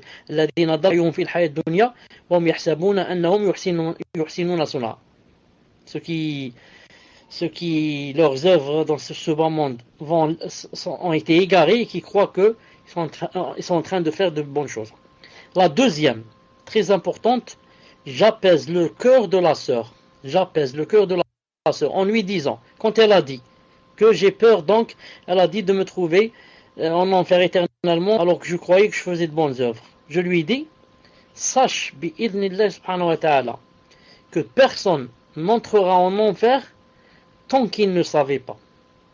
Tant qu'il ne savait pas que cette chose faisait entrer en enfer. Qu'en est-il? Ok, Inch'Allah. Donc, question d'un frère. Salam alaikum. Qu'Allah vous récompense pour ce que vous faites et nous aide à avoir la vraie patience. Mon fils de 3 ans participe à des cours de Coran dans une association tenue par des frères. Alhamdulillah, il a bien appris, mais il a beaucoup de mal à y aller. Je dois le forcer et même m'énerver. Il y va en pleurs. Il se plaint et dit que le mu'allim le tape des fois. Je ne sais pas si cela est vrai. J'ai peur que ceci le traumatise. Que dois-je faire? Barakallahu fikum. Tfadal, Cheikh. Alaykoum salam wa barakatuh. Dans beaucoup de cas, yani, les enfants mentent. Dans beaucoup de cas, les enfants mentent. Et quand ils ne veulent pas y aller, ils nous frappent, etc. Même s'ils frappent d'autres. Ils disent, yani, on est frappé. Donc la solution consiste à quoi? À envoyer le mari parler avec le professeur là. Et lui dire que, est-ce que c'est vrai que vous frappez les enfants, etc. Et que mon fils se plaint et j'ai peur que, yani, à cause de cela, il arrête. Et yani, s'il il lui donne il lui dit que yani, faut aller doucement avec les enfants, etc. Et il voit d'abord si c'est vrai ou pas. Non. Sinon, il faut, Inch'Allah Ta'ala, yani, persévérer avec lui pour qu'il apprenne le Coran, même si c'est difficile. C'est difficile de patienter, persévérer, mais yani, c'est une occasion en or, Inch'Allah Ta'ala, qu'il ne faut pas laisser passer, surtout qu'il est jeune. Quand il va prendre de l'âge, ce sera très difficile pour lui apprendre quoi que ce soit. Bid'Illah Ta'ala. Tfaddal. Barakallahu fikum, Cheikh. Question d'un frère. Assalamu alaikum, ya Cheikh. Comment sait-on qu'on est éprouvé? Et est-ce qu'on peut être éprouvé par Allah Azza wa Jal sans savoir de quoi on a été éprouvé? Jazakumullahu khayran. Qu'Allah vous fasse entrer au paradis. Barakallahu fikum, Cheikh. Comment sait-on qu'on est éprouvé? C'est simple. Quand un malheur nous arrive, c'est une épreuve. On est éprouvé. Quand un malheur nous arrive, on est éprouvé.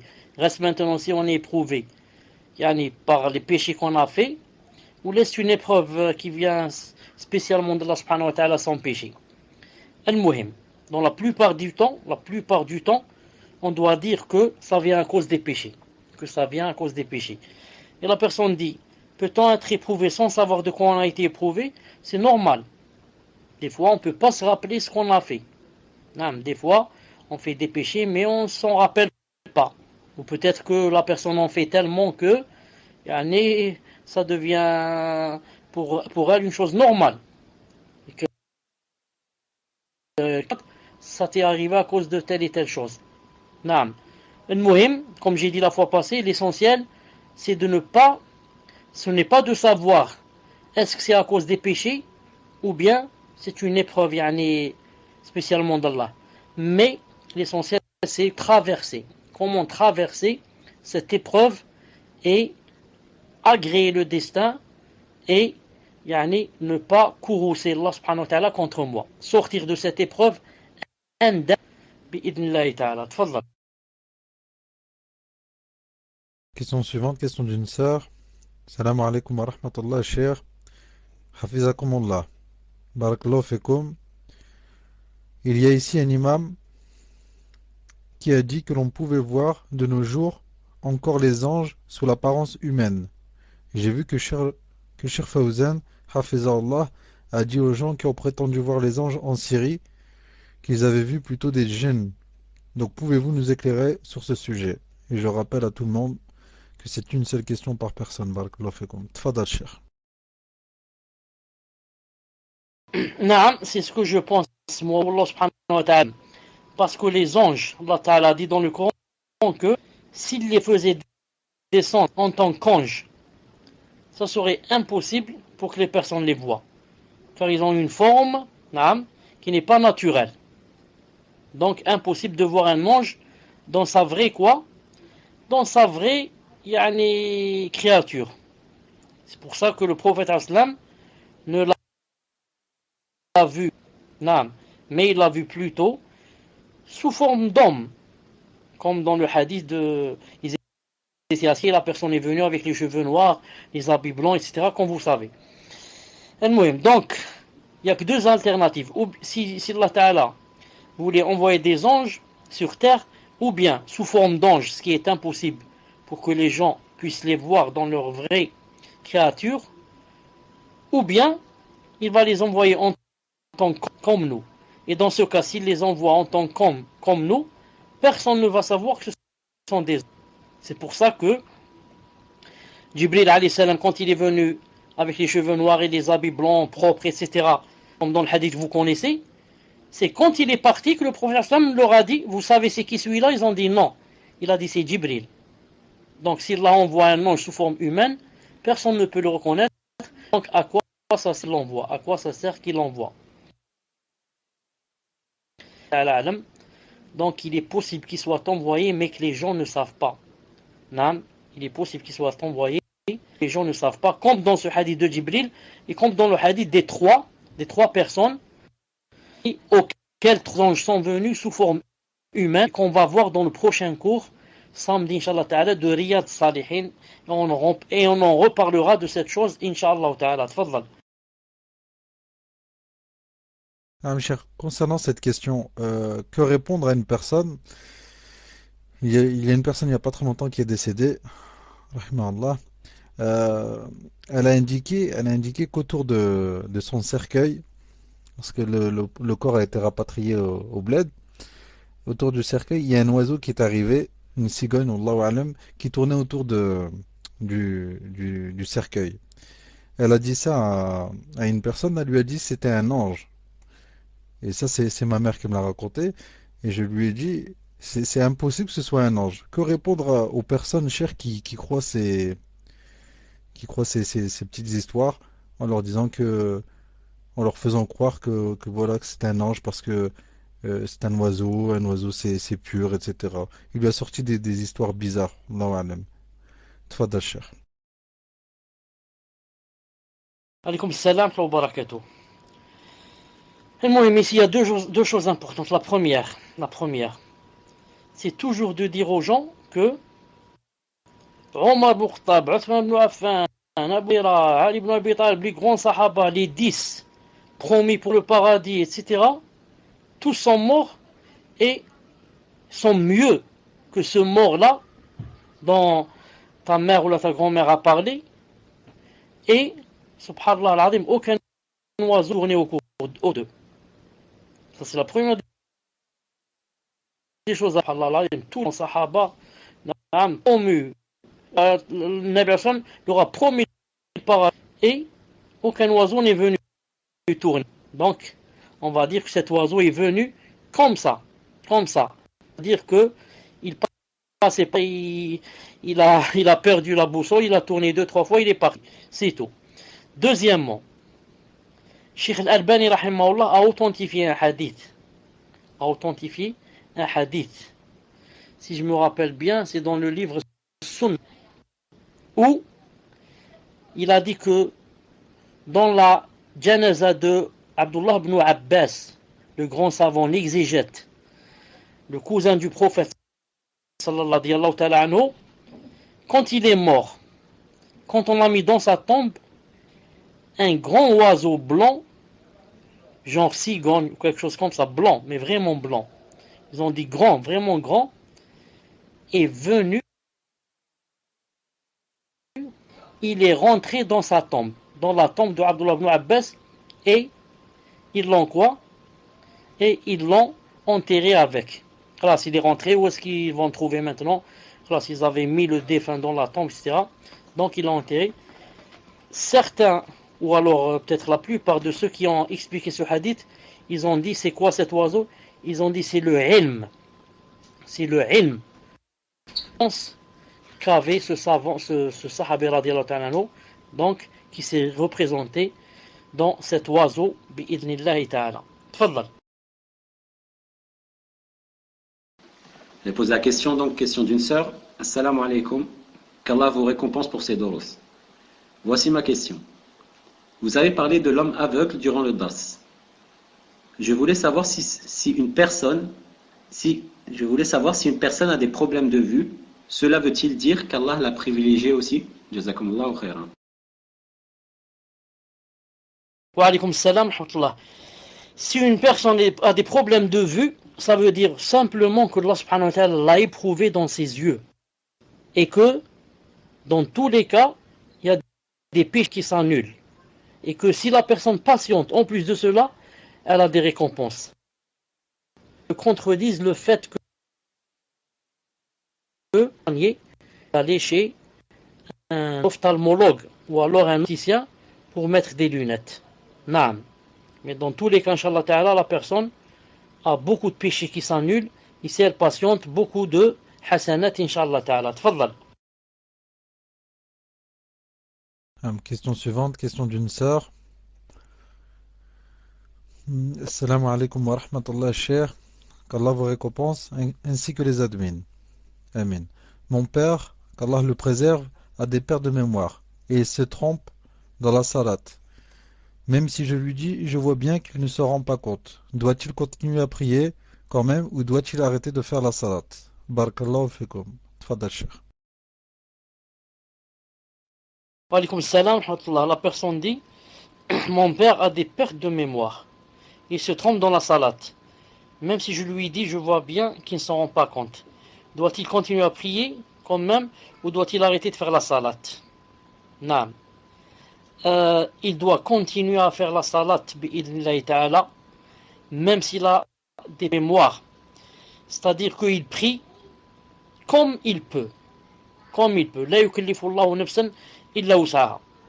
Ce qu'il peut faire dans la prière, il le fait. Même si dans la salate, il dit Allahu Akbar, ensuite il parle. Il dit donnez-moi de l'eau, là il oublie qu'il est dans la salate, ensuite il reprend, ensuite il quitte, ensuite il reprend, ensuite il rentre. Al-Muhim, il fait la prière bin ta'ala comme il peut. Allah ta'ala ne lui a pas demandé plus que cela. Et vous, quand vous pouvez corriger, vous corrigez ta'ala. Tfaddal. Barakallahu fikum, cher. En fait, avant de vous poser une question, il y a une sœur qui souhaiterait avoir des précisions par rapport au shirk. Elle dit, si j'ai bien compris, Allah Azza wa Jal ne nous jugera pas pour les péchés faits par ignorance. Est-ce valable pour le shirk akbar si on meurt et qu'on a associé par ignorance? Barakallahu fikum. Wa alaykum salam, rahmatullah wa barakatuh. Cheikh Ibn Uthaymin a dit comme ça, oui. Cheikh Ibn Uthaymin a dit dans ses livres, il a dit même le kufr. Et le kufr et shirk, c'est la même chose. Sauf que le kufr, c'est quoi? Le kufr, ça veut dire qu'il n'y a pas d'association dans le kufr. Et que le shirk, c'est pour ça que tout shirk, c'est du kufr. Et pas tout kufr, c'est du shirk. Cheikh Ibn Uthaymin a dit, même le kufr, si la personne ne savait pas que c'était du kufr, Allah Ta'ala, avec sa miséricorde, ne fait jamais rentrer quelqu'un en enfer éternellement, alors qu'il ne savait pas que cette chose faisait rentrer en enfer éternellement. C'est pour ça que Allah subhanahu wa ta'ala, il a dit لِأَلَّا يَكُونَ لِلنَّاسِ عَلَى اللَّهِ حُجَّةٌ بَعْدَ الرُّسُلِ. Et le prophète sallallahu a dit que personne n'aimait les excuses, yani n'aimait qu'on n'établisse pas la preuve sur lui comme Allah. Allah n'aime pas que tu établisses sur lui la preuve. Et Yom al-Qiyamah, tu vas lui dire, Ya Allah, vous m'avez fait du tort. Vous m'avez fait rentrer en enfer alors que je ne savais pas. Je ne savais pas que ça faisait rentrer en enfer. Sinon, je ne l'aurais pas fait. Naam. Mais Allah subhanahu wa ta'ala te fait rentrer en enfer quand tu sais que ça fait rentrer en enfer et tu le fais. Comme j'ai dit, il peut te donner tes péchés pour ne pas avoir demandé la science. Bi'idnillahi ta'ala. Tfaddal. Barakallahu fikum, cher, pour la précision. Question suivante, question d'une sœur. Assalamu alaikum, cher. Qu'Allah vous récompense pour tous les khairs que vous nous apportez. Je souhaiterais savoir, il m'arrive parfois de perdre patience face à des épreuves et venir à dire j'aime pas ma vie ou même j'aimerais mourir. Astaghfirullah. Vais-je prendre des péchés pour cette parole en sachant qu'à ce moment je dis ces paroles par énervement et grande douleur? Cheikh Al-Albani Jazahullah bi khair. Cheikh Allah jazakum bi khair. Je vous demande de ne pas m'oublier dans vos doigts et de ne pas oublier nos frères et sœurs en souffrance, car beaucoup souffrent en silence.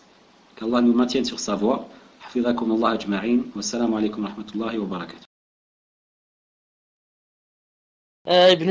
Ibn Jazé, tu m'as fait rire quand tu as dit Cheikh Al-Albani. Si moi j'ai mal entendu. Cheikh Allah yajazikum bi khair. Allah yajazi Cheikh Al-Albani. المهم حافظ رحمه الله je dis معليش.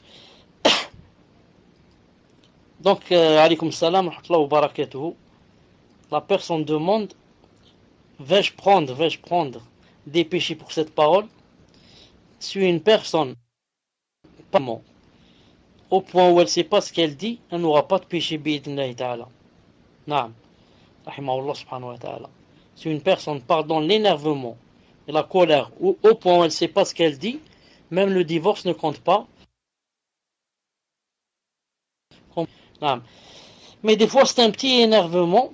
Dans ce cas, il faut apprendre à patienter. Ce qui ravit subhanahu wa ta'ala. C'est pour ça que le prophète sallallahu alayhi wa sallam, quand son fils Ibrahim est mort, il avait seulement des larmes dans les yeux. Naam. Et il a dit que les yeux larmoient, le cœur est triste, mais on ne dit que ce qui plaît à Allah subhanahu wa ta'ala. Comme ça le croyant. Il doit apprendre en toutes circonstances de ce qui ravit Allah subhanahu wa ta'ala. Ça fait rien que la personne dise, en général, qu'elle dise je suis fatigué, ou qu'elle dise keriht, yani, comme on dit en français, j'en ai marre. Mais elle parle d'elle-même, elle parle pas du destin. J'en ai marre de ce destin, j'en ai marre de ces épreuves. Non, elle parle d'elle-même. Elle dit par exemple, j'en ai marre, yani, de ces enfants qui n'arrêtent pas de faire du bruit, de faire ceci, de faire apprendre les leçons, etc. Ça c'est permis. Mais elle ne lit pas avec le destin. Elle n'annexe pas ça au destin. Et elle dit que yani, elle est contre le destin et n'agrée pas le destin. Sinon, ce qu'elle a dit ici, c'est une chose normale qui arrive à tout le monde, dans le stress, dans la fatigue, etc. Ça nous arrive à tout le monde de dire des choses pareilles. Wallah subhanahu wa ta'ala alam. ستشوف يا la suite. تفضل. Une seconde, les admins, une seconde. Muslim, Medjazeri et Fawzi. Vous m'entendez? Taïb. Est-ce que les personnes qui ont les mains levées dans ce salon, ici, les personnes qui ont les mains levées dans ce salon, est-ce que les mains levées ont une influence sur le fait de poser des questions, ou bien je peux leur descendre la main pour faire les horaires du cours? Ou est-ce que c'est important qu'ils laissent les mains comme ça levées? Déjà, il ne reste que 8 minutes. Tfadal. Ah, mon cher, j'ai quelques questions d'avance, donc c'est bon, Inch'Allah, vous pouvez baisser les mains. Car malheureusement, pour les autres, leurs questions ne seront pas lues. Tfadal, cher. Inch'Allah ta'ala, on va attendre pour les 2 dernières minutes, Inch'Allah ta'ala. Continuez les questions. Ah, ok, cher. Donc, question d'un frère. Salam alaikum, cher.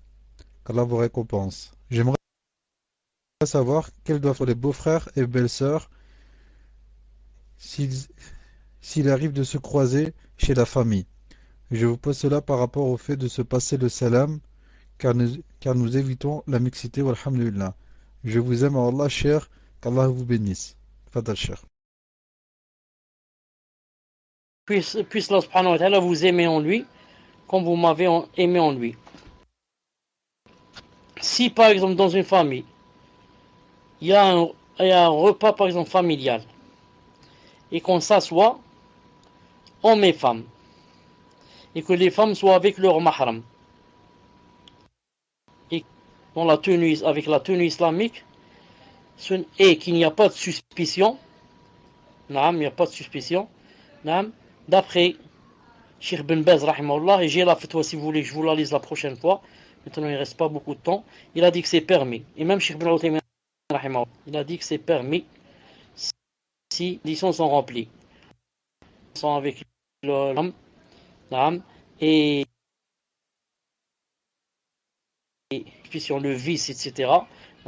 Et chaque épouse est assise devant son mahram, son père, il a dit, Inch'Allah ta'ala, que c'était permis, bi'idnahi ta'ala. Donc, c'est permis quand on se rend compte quand on se croise dans la maison, de se passer le salam, de demander comment ça va, comment vont les enfants, etc. Dans les normes, sans exagérer, bi'idnahi ta'ala. Tfadal. Barakallahu fikum, cher. Question suivante, question d'une sœur. Assalamu alaikum wa rahmatullahi wa barakatuh. Qu'Allah vous préserve, cheikh. Voici ma question. Je suis une sœur et je suis très proche de ma voisine depuis qu'elle est revenue à Allah Azza wa Jal après des années d'égarement, walhamdulillah. Cette sœur est mariée depuis 20 ans avec un homme qui n'est absolument pas dans le dîn. Il ne prie pas, ne jeûne pas, boit de l'alcool, etc. Mais il ne lui obstrue pas pour autant le chemin vers Allah. Il ne lui interdit pas le chemin vers Allah Azza wa Jal. Seulement l'été dernier, cette sœur est partie visiter sa famille durant Ramadan avec ses enfants et son mari est resté ici. Durant l'absence de sa femme, cet homme a ramené des femmes chez lui et a fait plein d'autres problèmes. Allah al-Musta'an. Depuis, je n'ai jamais su si je devais en parler à la sœur ou attendre qu'elle le découvre par elle-même. Alors que faire, sachant que je la vois tous les jours et que ça me fait extrêmement de peine pour son honneur que tout le monde le sache, sauf elle. Donc est-ce qu'elle doit dire à la sœur ou pas ce qu'elle a vu? Barakallahu fikum, cheikh. Déjà, son mari, le fait qu'il prie, comme salam, qu'il prie pas, qu'il n'a pas l'intention peut-être de prier, il ne lui est pas permis de vivre avec elle, de vivre avec lui, afwan. Non, le fait qu'il ne... Et surtout, s'il n'a pas l'intention de... et qu'il boit l'alcool, il fait ceci, il ne lui est permis de rester. Ensuite, si tu lui dis, c'est permis. Si tu lui dis, c'est permis pour que peut-être à ce qu'elle le quitte. Car celui-là, c'est un homme avec lequel elle ne devrait pas vivre. Sauf si, comme j'ai dit, il a l'intention de se corriger. Mais si tu lui dis, il ne faut pas qu'il sache que ce soit toi qui lui ai dit. Parce que il pourrait aussi te faire des problèmes, bi'idhnillahi ta'ala. Naam. Tfaddal. Question d'une sœur. Assalamu alaikum wa rahmatullahi wa barakatuh, cher. Qu'Allah vous préserve. Avec mon mari, nous avons l'intention, Inch'Allah ta'ala, d'aller au Hajj cette année. Et souhaitons prendre une chambre double. Je voulais donc savoir si nous devons nous abstenir de rapports sexuels pendant les 6 jours du Hajj uniquement, ou bien s'abstenir durant tout le voyage qui dure 20 jours en tout, y compris à Médine et à la Mecque. Barakallahu fikum, cher. Qu'Allah vous récompense pour le temps que vous nous accordez et qu'il vous accorde le Firdaus ainsi qu'à tous ceux présents. Amen. Tfadal, cher. Wa alaykum salam wa barakatuh. Quand la personne va à la Hajj, à partir du moment, elle dit Labbaik Allahumma Umrah, ou bien Labbaik Allahumma Hajjan. Il y a un endroit où on dit ça, d'après le pays de provenance. Ça, chez vous en France, je ne sais pas c'est où l'endroit où vous dites. Si c'est comme nous, ce qu'on appelle Bir Ali ou bien autre part. Al-Muhim.